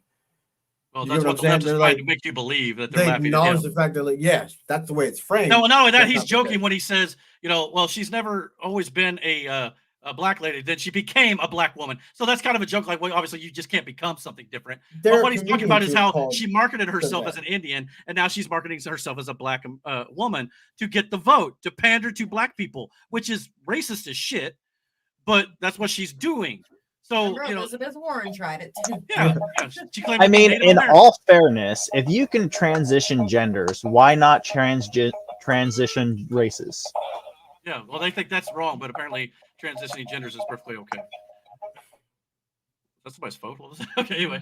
But no, if you don't believe me, though, Kamala Harris has been running as an Indian senator for a long time. Here's a clip with her and Mindy Kaling talking about her Indian heritage. Okay, so what we're going to cook today is an Indian recipe. Yes. Because you are Indian. Yes. Okay, and I don't know that everybody knows that, but I find that wherever I go and I see Indian people at the supermarket, on the street, everyone's like, you know, Kamala Harris is Indian, right? It's like the thing we're so excited about to have you running for president. Yeah. So we're both Indian, Yes. but actually we're both South Indian. Yes. You look like the entire one half of my family. Okay, thank you. You do. I've been telling people You we're do. related already, Yeah. so this is perfect. It's basically true. And so were you raised eating South Indian food? South Indian food. So yeah, I mean, so right there, did you hear her once identify herself as a black woman in that at all? That's back in 2019. So again, what Trump is saying is absolutely true. She's never called her that until recently. Side thing, did anybody get kind of queasy with how many times they jumped to different cameras? Yeah. Not only that, you know how you can tell somebody's bullshitting you? The fake enthusiasm is what she was doing. I promise you, she's never had any real South African food in her life. Maybe. That's for sure. Dude, I've seen orgasms faked worse than what she just did. Wow, okay. Nice. But apparently CNN even ran a special on her being Indian at the time, and everybody's just trying to memory hold this at all. My mother, who raised me and my sister, was a proud woman. She was a brown woman. She was a woman with a heavy accent. And her mother, Shamla Gopalan, was also the biggest influence in Kamala Harris's life. The answer is absolutely yes, Joe. After the big announcement, Harris's sister wrote in a Twitter post, "You can't know who Kamala Harris is without knowing who our mother was." In 1958, a precocious 19-year-old Indian, Gopalan traveled thousands of miles from her home and family to pursue a doctorate in nutrition and endocrinology in America. She soon became an active civil rights crusader while studying at UC Berkeley. But once she went there, she almost felt free. So, I mean, I'm not going to run the whole thing, but yes, CNN was touting the fact that she was the first Indian senator and an Indian person to get involved in politics or whatever. I mean, like they've never, not once in that whole thing they said her mother was a brown woman. I believe that they're claiming that the African-American side of her came from her father, who was Jamaican. So, Yeah, but again, Jamaican. Technically, he's not African-American. He's just black. no, this is what Donald Trump is referring to when he says that they're just doing it now to get votes. That's what we said last week, and that's what we'll continue to say, because she may be part black, like a little bit in her history at some point, but we've all got some sort of different, genealogy about us probably at some point down the line. Go back. She's probably, I think she's part Italian, they said, even because like her ancestors had slaves. So they're going to talk about that too. They're not going to talk about that.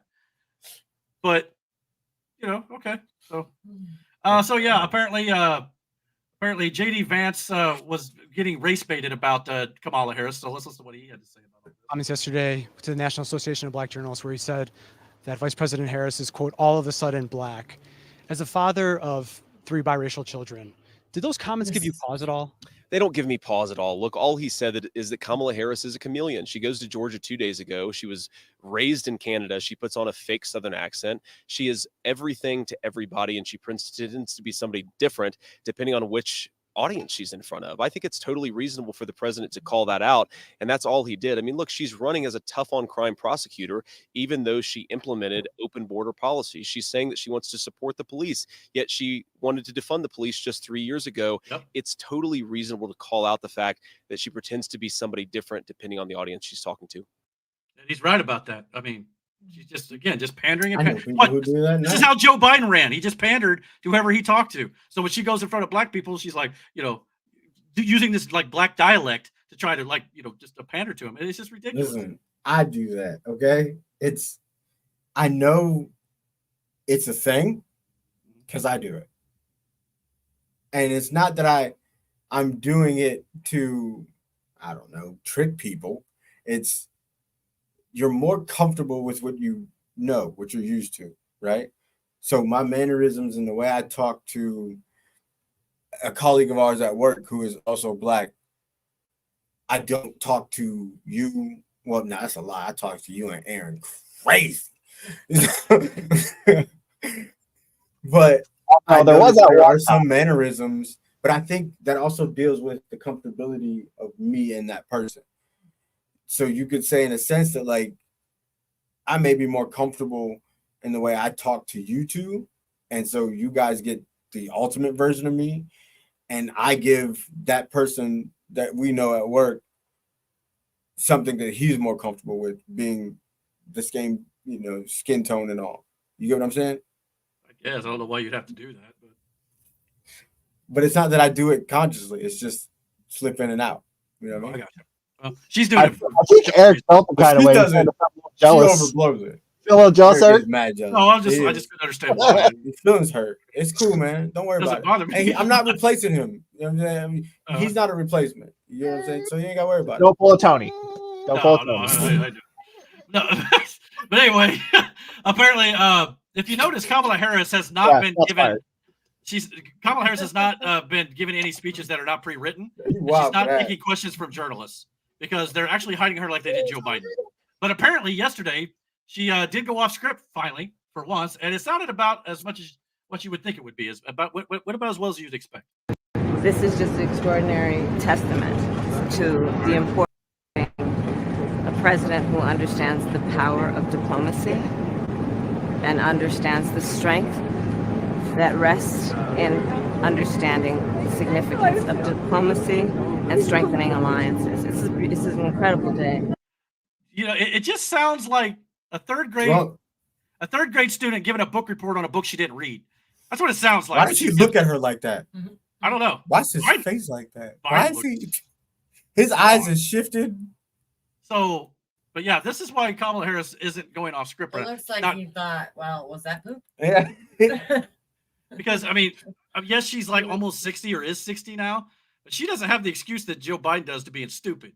I mean, she can't take questions because she doesn't know what she's talking about. When people ask her, she just rambles. Like I said, like a third grader who's given a book report who didn't read the book. That's what it sounds like. I mean, she's like, Ukraine is a country. It's a smaller country next to Russia, which is a big country. And Russia essentially invaded a smaller country, and that's bad. That's a third grade book report. I mean, that's what it is. Wild. But, you know, she's the most qualified for our highest office here. No, she's a DEI hire, as we said last week. But apparently the left is they're just attacking JD Vance and Donald Trump, especially JD Vance ever since he became the vice presidential nominee. But, yeah, quick thought on that last video though. Okay. She talked about diplomacy, but she hasn't interacted with Trump this whole time. Oh. Anytime there's an instance where they might be in the same room, she finds a reason not to be there. Oh yeah, make him, Hillary. And I'm not saying that, Trump is probably like having dinner with Biden very often either, but at the same time, he would probably be more willing. He showed up. Yeah, he showed up to talk with Kamala at that event. So yeah, that event, he knew she was going to be there, and he showed up. Yeah, we're supposed to be there. Yeah, and kind of like how he pointed out, he didn't expect to basically be berated in the 10 seconds that he was there. That's the thing. Kamala couldn't be there, but the journalist filled in for Kamala and did Kamala's job for her to go after Trump. That's what they wanted. They wanted sound bites to put out on CNN and MSNBC forever. But like I said, they're going after JD Vance, and basically the left's new, big phrase or big buzzwords they want to use right now is to call JD Vance and Trump supporters weird. Some of what he and his running mate are saying, well, it's just plain weird. These guys are just weird. That's who they are. As weird and creepy as JD Vance. Super weird idea from JD Vance. Yeah, it's not. I mean, it's quite weird. They're just plain weird. Just plain weird. Just plain weird. That stuff is weird. They come across weird and then they start being weird. Yeah, they're weird. Being a really weird. He's such a weirdo. Donald Trump and his weirdo running mate are weird. Deeply and profoundly weird. They are weird. These Republicans just being weird. It's just weird. It's really weird. Republican weirdness goes even deeper. He said a lot of things that are weird, a weird style that he brings, weird policies. Let's start with the weird thing, because it is a thing. Just plain weird. What was weird was talking about Diet Mountain Dew. Who drinks Diet Mountain Dew? You ever seen the guy laugh? I drink that Diet Mountain seems Dew. very weird to me that an adult can go through 6.5 years of being in the public eye. If he has laughed, it's at someone, not with someone. That is weird behavior. Weird and cultish. Yeah, you get the point. Just weird. Everybody on the right is weird. Okay, so I guess we're going to bring up the whole Rachel Zegler thing. Weird. Is that what we're doing? Is that what we're doing now? Is that the leftist strategy here? Come on. You fuckers been doing some weird shit for a long time. Yeah, which if my computer work, I'm going to get into here. So you want to call people on the right weird? Okay. This is the left. We'll talk about weird. That's weird. All right, let's talk about weird. How about all these, furries or whatever the hell these are? I mean, these are the people who want to say that Trump and Trump supporters are weird. Okay. Not to mention, this is Kamala Harris's deplorables moment. Kamala Harris was the one at the beginning of that video who started this. She said that we're weird. It's like Obama when he said bitter clingers to Bibles and guns is what the right are. Hillary Clinton said we're deplorables, basket of deplorables is what the right is and Trump supporters. But this isn't weird, huh? Okay. This is the left. This is Democrats. But we're weird. This isn't. Weird. So yeah, definitely weird. This is drag queen story time with the kiddos stuffing $1 bills down drag queen's G-strings or whatever this is here. But the right are weird. Weird. So yeah, here we go. How about post-top surgery when you're mutilating children to knock off their boobs? That's not weird at all. That's totally normal according to the left and Democrats. But this is what they promote. Weird. What about men can get pregnant? That's what people on the left think. Democrats, that's totally normal. Men can have babies. Weird. No? It's not ironic that that's the only time that they prove the hypocrisy where they say men can't get pregnant, but you're supposed to acknowledge the fact that that's a man. Yeah. Who's pregnant. Which is just a woman posing as a man. That's why they can get pregnant. Yeah. It does not mean men can get pregnant. It's not the same thing. But of course, South Park called this perfectly. We got, women and men, or men and women's sports at this point. The macho man over here, beating Why up does he the look like women. AJ Styles on He steroids? kind of looks like AJ Styles, yeah. But that's not weird. Weird. So yeah, not to mention at the Olympics. Now, granted, this one here, supposedly, the boxer was born a woman at birth, but she has XY chromosomes, which means she's got extra testosterone, higher strength, and it is a birth special Olympics for shit like that. Yeah, but she was allowed to compete in the women's thing, even though she has an advantage. So not only that, that's not the only example of this at the Olympics. Apparently, there's others where men have been allowed to compete in women's boxing. This guy here in particular. Apparently, he was kicked out of a 2023 Women's World Boxing Championship because he has XY chromosomes, but the woke Olympics let him compete as a woman. So, yeah, you want to watch, not only that, does he look female to you? But this is perfectly okay. If he's Korean, I don't want to touch it's hard to tell football, sometimes. brother. But, so, again, if it's a woman with XY chromosomes, then again, it's not technically fair. But for I'm whatever gonna get reason, canceled somewhere. the Olympics apparently allowed it for sure. Weird. So yeah, how about this one? How about a Senate staffer got caught filming gay butt sex in a Senate hearing chamber, and I didn't say it like that. that's I don't know, that's what it was. What do you want? But that's perfectly fine. No problem. Weird. JD Vance is the weird one, though, if you ask me. What about the trans woman or man who is a woman now was exposing herself topless, surgically repaired boobs on the White House front lawn? That's perfectly fine. There's Biden posing with her. Nothing wrong with that. Weird. What about gay porn at schools? Telling kids how to give BJs and stuff. These are blurred, so hopefully this don't get us canceled. But yeah, if it does, so be it. But at the same time, that's perfectly fine for sure. Weird. Or what about the Olympics and the Last Supper? Everybody's like, Have well, you seen the storms that have gone through Paris? They have stopped everybody. yeah, that's as they should be, man, for sure. Mhm. But thinking this is blasphemous or a portrayal of the Last Supper at the Olympics, You know, we shouldn't criticize that. They say, well, we shouldn't criticize it because we don't know what their intentions with that portrayal was. They absolutely knew what the intention was. They just got caught. So let's be honest here. Not to mention, yes, we should as Christians pray for them because you are right.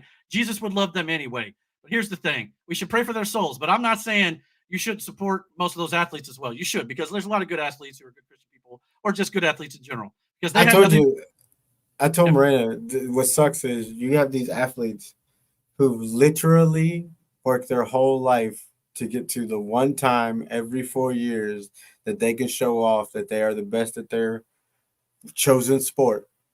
And it was all marred by people talking about this shit. Yes, sir, the boxing thing. Yeah, for sure. That's all anybody's going to come out of this Olympics remembering. Now, like I said, don't condemn these people. Yes, we should pray for them. Absolutely. But here's the thing. Just saying it's okay to do this, that's the same passive mentality and not pushing back on this sinful behavior all this time that led to this garbage being normalized in our culture today. As a Christian, this highly offends me when I'm told by people who aren't Christians and by some who even are that we should just be tolerant of actual evil, depravity, and kink at this point. Actual evil, not the version they claim that the right and Donald Trump does. This is actual evil. Read your Bible again. Jesus loved everyone, yes, but he was not tolerant of sin. This is what people today don't want to admit. He said, go and sin no more and repent. MAGA and Trump supporters are not weird. You are the weird ones here. Let's also not forget what the Bible says in Matthew 25, talking about what happens to the people who are on his left hand when Jesus said, depart from me, you cursed, into the everlasting fire, prepared for the devil and his angels. On the left hand, he said, depart from me, I never knew you. And they'll be like, oh, but didn't we, preach love and tolerance and all this stuff? Didn't we, say we should love everybody? Should we, didn't we do these amazing things for you, Lord? Why would you cast us away? He said, I never knew you. The Bible says this will happen. The Bible also says the heart of the wise inclines to the right and the heart of the fool to the left. Is that by happenstance or is that on purpose? Think about it. So, yeah. Apparently, Kamala Harris did hold a rally this week. She needed Megan Thee Stallion to fill up a semi-decent sized arena. It was like, 15,000 people, I think. It was. I mean, it's nothing like a Trump outside rally for sure. It's being reported that she's paying these rappers to show up. Oh, I wouldn't doubt it. Of course, I don't blame Megan Thee Stallion here because she's just getting a paycheck. That was a free concert. That's why so many people showed up. Yeah, they advertise a free concert. That's how Kamala Harris has to get people into these rallies. And of course, she's twerking and doing all sorts of depravity and stuff like that. And these people come to see her. But what's funny about this is, as stupid as it was, about 5 minutes into the actual speech that Kamala was giving after the concert portion was over, some of her supporters in quotes, left the arena. Here's the video of that.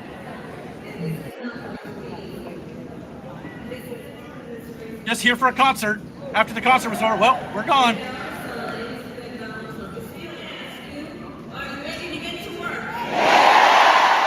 Now, to be fair, a lot of them did stay, for sure. And it was a decent-sized crowd, especially for Democrats as of late, because Joe Biden crowds have been absolutely porous.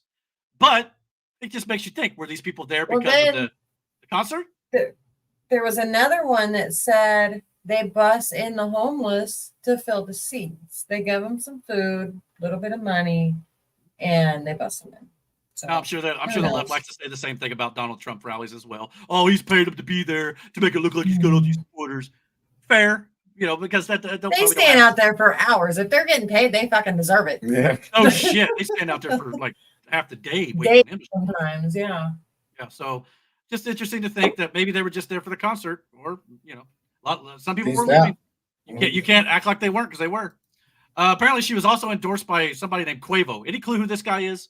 Yeah, part of the Amigos, his brother or cousin. I think it was his brother. Just got killed on some random shit. Had nothing to do with anything. He was just wrong place, wrong time type shit. Well, in a sense, they were playing dice. Altercation happened between two other people. He was just an innocent bystander, or his brother was an innocent bystander and got killed in the process. Wait, they're playing D&D? He was hanging out with somebody else that was going to get killed. He was just too close to the situation. Okay. Well, he and I did talk a little bit about gun control, whatever, just touting her line of stuff that she wants to do with that. And of course, gun violence, when half of their raps were about killing, whatever. Miss me with that shit. Yeah, exactly. He'll still have his guns. Well, Kamala Harris once again was pandering to the crowd and was talking basically in that black slang talk about Donald Trump, talking about Quavo and Quavo's voice. Donald Trump, on the other hand, has been talking a big game about securing our border, but he does not walk the walk. Or as my friend Quavo would say, he does not walk it like he talks it. You know, then she said something along the lines, we're going to beat him again, 2020 FAWA. You know, trying to, you know, it's just like, we're not wise in this act. I hope a lot of African Americans are, because she doesn't care about you. I mean, clear as that. Not to mention Quavo. I don't know if that's the person you necessarily want to get a endorsement from, because this is a picture of him eating sushi off a naked woman's body. That's not a fake woman, by the way. That's a real woman. I mean, that's a real restaurant that does that, so. Which is weird, but you know, yeah. JD Vance is weird. Weird. Have you seen what goes on in the pizza places in DC? Yeah. Yeah, So just say like that's not a. I mean, I don't know about you, but I wouldn't want to eat that. I I'm not eating don't like that. sushi in general, but yeah. So Yeah. I mean, this is just this stuff from the left. It's like, come on, guys, you got nothing better than this. But you know, Trump talking and joking about Christians not needing to vote again. That's the offensive thing. But none of this that I've shown you is offensive in whatsoever to a lot of Democrats out there. Again, like I said, there's some decent people in the middle from Democrats who just want good policy. I'm not talking about you. I'm talking about people who are voting for these people, wanting this stuff I just showed you that's weird to be the mainstream. That's what they want. I'm talking about those people, okay? JD Vance, is he perfect? Absolutely not. But, you know, at least he's willing to admit that, and the reason why he's changed his mind over the years. Maybe you all need to think about this. I was critical of Trump in 2015, 2016, and I think like there are a lot of different things you could say about it, but fundamentally it boils down to two things. Number one, I didn't think he was going to be a great president. I, in fact, thought he was a really good president. And so when the facts change, I think thinking people should change their mind, right? Okay, I was wrong about the guy. There's something a little bit deeper, actually, where I kind of learned that the media is so dishonest about Trump that a lot of the things that I thought about him in 2016 weren't just like, you got to change your mind. It's just outright, that was false. So yeah, how many of you are watching the media and think everything they're telling you is true? At some point, most people come to realize the media is lying to you. And once you do, you will change your heart and your mind about Donald Trump. If you can wrap your mind around that one simple fact that everything the media is doing is manipulated to get you to vote against Donald Trump, everything starts to make more sense. Everything. But if you're not open to that idea, you're going to continue to take that blue pill. So apparently the other big news of this week, there's a couple more things I want to do before we end the show tonight. Joe Biden apparently announced his Supreme Court reform proposals to call for reform of that court. And it's definitely more temper tantrums from Biden and the Democrats because they're not getting their way on the presidential immunity stuff and things like that. You know, his student loan forgiveness thing's been shot down. So they're trying to say that the Supreme Court is radical, when it's not really the case at all. It's just they don't get their way. So here's him calling for that, reform. Just announced proposals to reform the Supreme Court. This happening literally a minute ago. These would include no immunity for crimes a former president committed in office, term limits for Supreme Court justices, and a binding code of conduct for the Supreme Court. Joe Biden also releasing a new op-ed this morning saying in part, quote, "This nation was founded on a simple yet profound principle. No one is above the law. Not the president of the United States, not a justice on the Supreme Court of the United States, no one. I have overseen more Supreme Court nominations as senator, vice president, and president than anyone living today. I have great respect for our institutions and separation of powers. What is happening now is not normal, and it undermines the public's confidence in the court's decisions, including those impacting personal freedoms. We now stand in a breach." That's bullcrap, by the way. Because, I mean, the Supreme Court for like the last 70-some years has been a majority for the left and Democrats. Now they're just pissed because it's a majority for the conservatives and the right. Mm-hmm. That's all it is.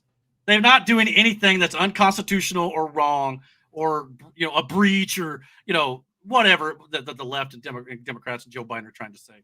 They're not. They're lying to you, as they always do. So, yeah. But, if you want to talk about, term limits, let's talk Congress. Let's talk the Senate. Let's talk the House. Talk to the House of Representatives. Joe Biden just said he was in office and has oversaw more of these than anybody. Maybe if you would have had, congressional term limits, maybe you wouldn't have done that. So why don't we talk about that before we talk about, the Supreme Court judges having, term limits here? There's a reason why the Supreme Court judges don't have term limits. It's to keep them away from all this other political nonsense. It's by design to keep them apart and separated so they don't have to worry about running for re-election and things like that. That's what it's for. But, I thought this president actually respected, the judicial and the institutions and the other branches of government. But he is trying to change them because he's not getting his damn way and he's throwing a little hissy fit. That's what this is. So sick of this garbage, man. So yeah, there's all that with the Supreme Court. But yeah, you don't hear Joe Biden calling for congressional, term limits at all, because that would actually help Americans for sure. The other last big thing I wanted to get into here was apparently another country who apparently got rid and changed their Supreme Court, or at least changed it up. That's Venezuela. And Venezuela this week had an election stolen from the people. The Venezuelan government and Maduro. If you look here in the back, this is one of the polling areas. And apparently in the back, the blue pie chart is Maduro's opposition. And all these, you can clearly tell that the opposition was winning. But Maduro said that he won the election. He was losing it by like a 67 to 30% margin. So this sound familiar to anybody at all here? So, this is supposedly the actual results of the election. His opposition, a more right-wing opposition, was actually leading big time. And the very far left, Nicolas Maduro, said, no, I won. It's my country. Apparently, this is what the government put out there as propaganda, saying this is the actual tally, according to Maduro. So again, elections are free and fair, huh? Oh, well, then you can say, well, that would never happen here. Are you sure?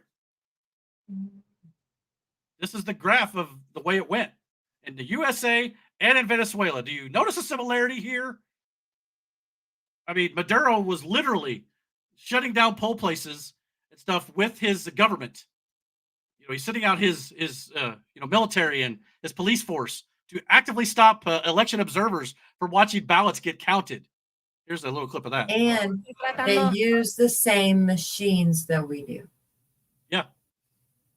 So don't tell me that elections, even here in the United States, are free and fair.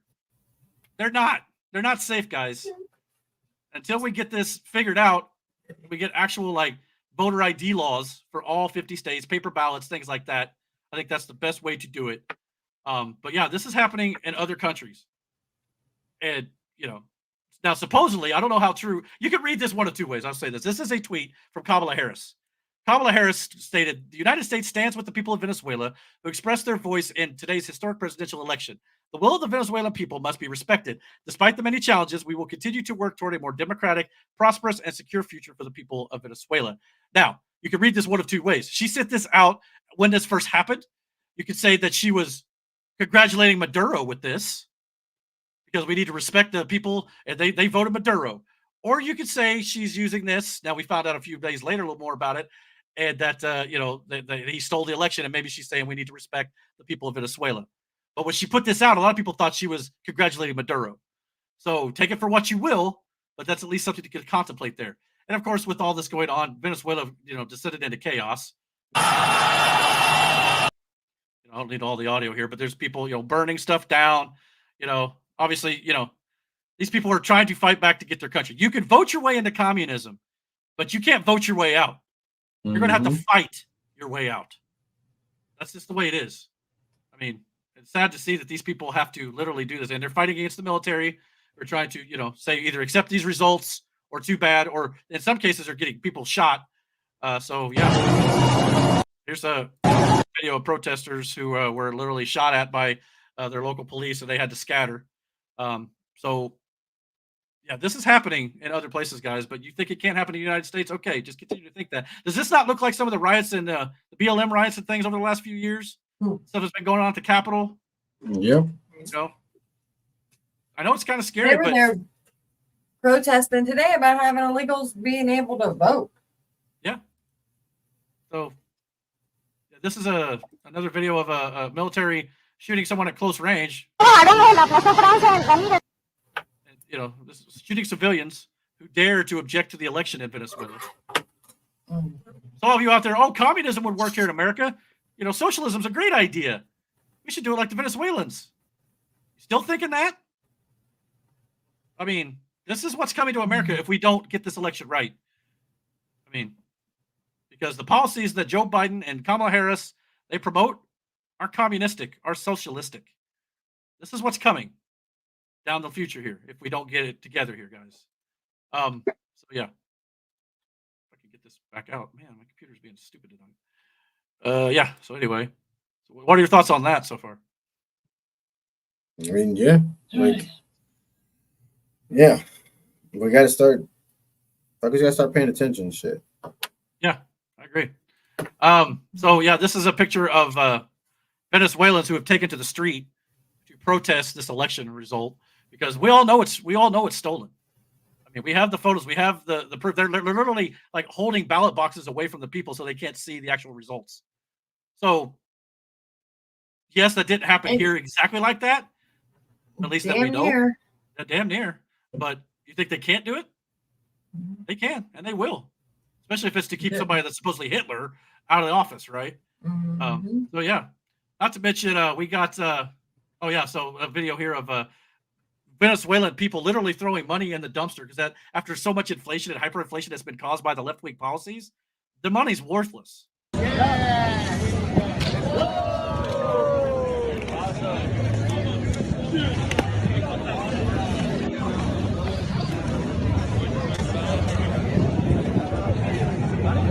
So, keep voting left-wing policies. This is why Trump's probably talking Bitcoin at this point. He's probably fearing that this could happen to the U.S. dollar if they don't get their act together.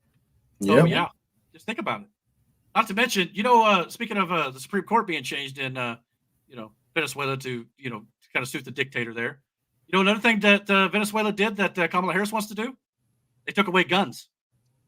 Kamala Harris this week was, now granted, she didn't say she was going to take away guns in this clip, but we did it last week, and I'll show you here again in just a second, about how Kamala Harris has already talked about wanting to do a mandatory gun buyback, and she's now saying that if Republicans and those in Congress don't act in her first 100 days as president, she will take executive action. What does she mean by that? Adding to your gun control agenda? Yeah, I think it's a great idea. But I mean, listen, I don't think we lack for great ideas. As I've said many times, we've been having great ideas for decades. The problem is that Congress has not had the courage to act.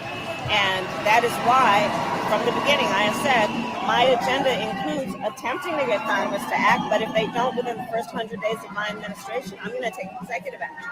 Because what we need is action.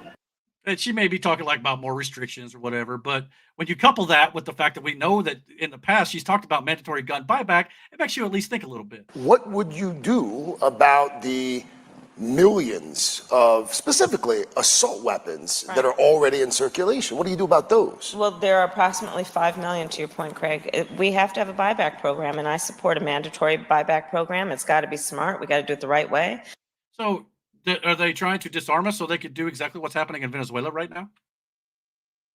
Guaranteed. So, okay, we're crazy right-wing conspiracy theorists, but supposedly. But this is stuff that we're seeing and looking at, and we're trying to warn you people, and you all just keep calling us nuts. So keep it up. So yeah. Last thing on the show, earlier this week, apparently, if you Googled certain things and looked up on Meta and some other places, the assassination attempt on T, if you type in the letter T, you would not find Trump anywhere on that list. It was Truman, Teddy Roosevelt, the Pope, apparently. If you continue that search out on Google, it was, again, no Trump whatsoever. Truman. I guess there was a Trump incident there. Okay. Incident, though, not assassination attempt. You notice that there. Tried to mitigate it or belittle it. So, yeah, I mean, you continue to type. Again, finally starting to show up a little bit. Trump's trial, Trump's case. No assassination attempt. Even if you fully type out his name, you got no results. So Google was essentially suppressing information. And once you did, they fixed it. Yeah, but once you Google Donald Trump, it brought up Kamala stories. Yeah, right here. Oh, there you go. Yeah. You type in the President Donald Trump, it was news about Harris and Donald Trump. And if you scrolled, it was like about her campaign. Shit like that. So fucking scared and it's stupid and I'm sick of it. Yeah. If you typed in President Donald, it said President Donald Duck. Duck. I mean, fucking like. It said with the Donald Reagan. Yeah, well, Donald Reagan, yeah. So, but yeah, Kamala Harris, you type her in, obviously you're going to get all her stuff. So again, this is what Donald Trump means when he says election interference. They legitimately suppressed any Google searches for him and his assassination attempt or anything else. I mean, you type in his name, you don't even get stuff about him much unless it's about his, misdeeds and stuff that you tried to frame him for. I mean, again, tell us we're crazy. You type it in on Meta AI earlier this week. Was Trump almost assassinated? It would say there was a few instances where former President Trump's safety was at risk, but it's difficult to say if it was ever almost assassinated. There was a couple instances where one man tried to take an officer's gun at a Trump rally, but nowhere did it talk about the assassination attempt. So it's not just Google, guys. It's a whole thing. Now, there was one that actually told the truth. That was Grok, which is owned by Elon Musk and X. You type in, tell me about the assassination attempt of Donald Trump, and Grok went into an entire description of what happened on July 13th with Thomas Crooks. So again, they want to censor X, makes you go, why? Because they're telling the damn truth, guys. The other one that really kind of got me concerned was if you type in why censorship is, there's a whole bunch of that says important in social media. It's required. It's important in schools. It's good in schools. It's good. So again, they're trying to make you start to think that censorship is an okay thing to do when it's necessary. We should do that because, for the greater good. I'm just going to throw this out there. That's why I'm willing to end friendships over this shit. Because if you're not willing to see it, how the fuck are you supposed to be trusted with anything in the future that's important? Now, if you type in assassination attempt on now, you get Trump and president at the top. Mm-hmm. They changed it. Earlier this week, they got blowback from the Trump camp and many others about this. I read that Mark Zuckerberg wrote Donald Trump an apology. Yeah. Yeah. I believe Trump even said so, yes.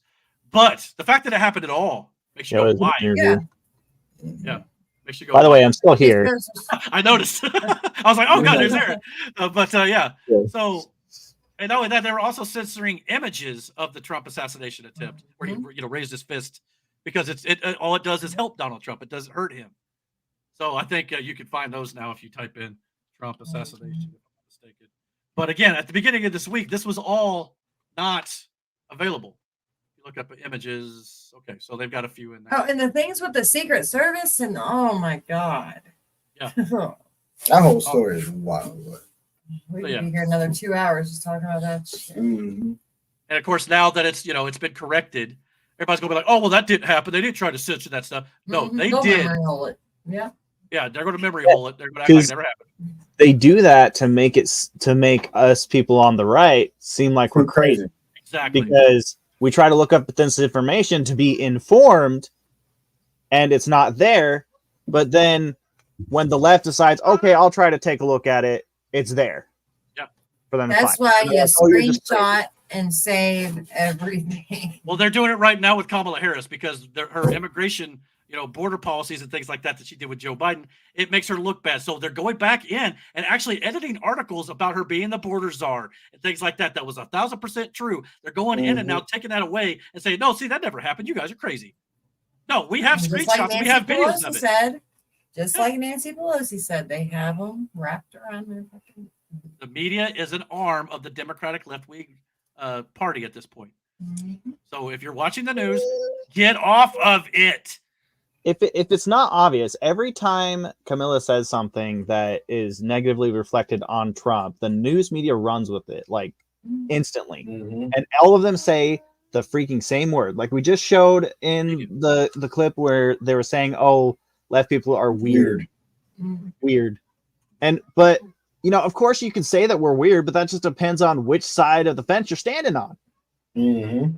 Yeah. I like to think that, getting married, having children, working hard, having good Christian values. I'd like to think that that's normal because that's what America was founded upon. But they're trying to change all this stuff with this debauchery and, in my opinion, sinful behavior. By all means, you live in America. Do you. Whatever you want to do, fine. But when you're trying to push it on all of us, that's where I have a problem with it. But I don't get, and I've said it before, they can't have kids once they start doing this shit to themselves. Yeah. They're going to kill themselves off in a generation.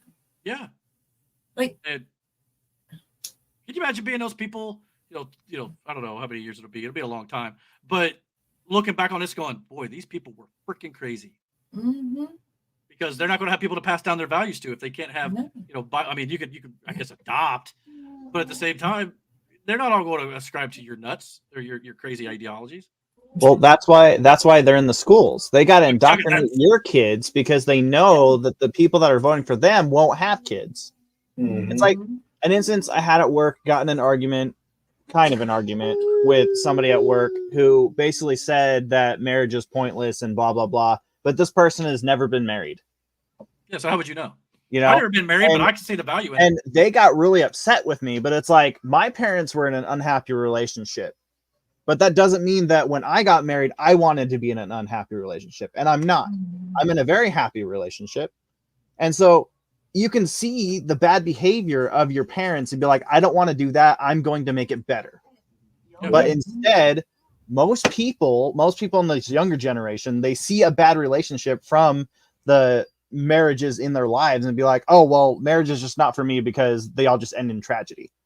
And it's like, be that person in the link that changes it. Yeah. And it takes two. It doesn't just take one. You got to find somebody who has the same. You need to know everything about that person.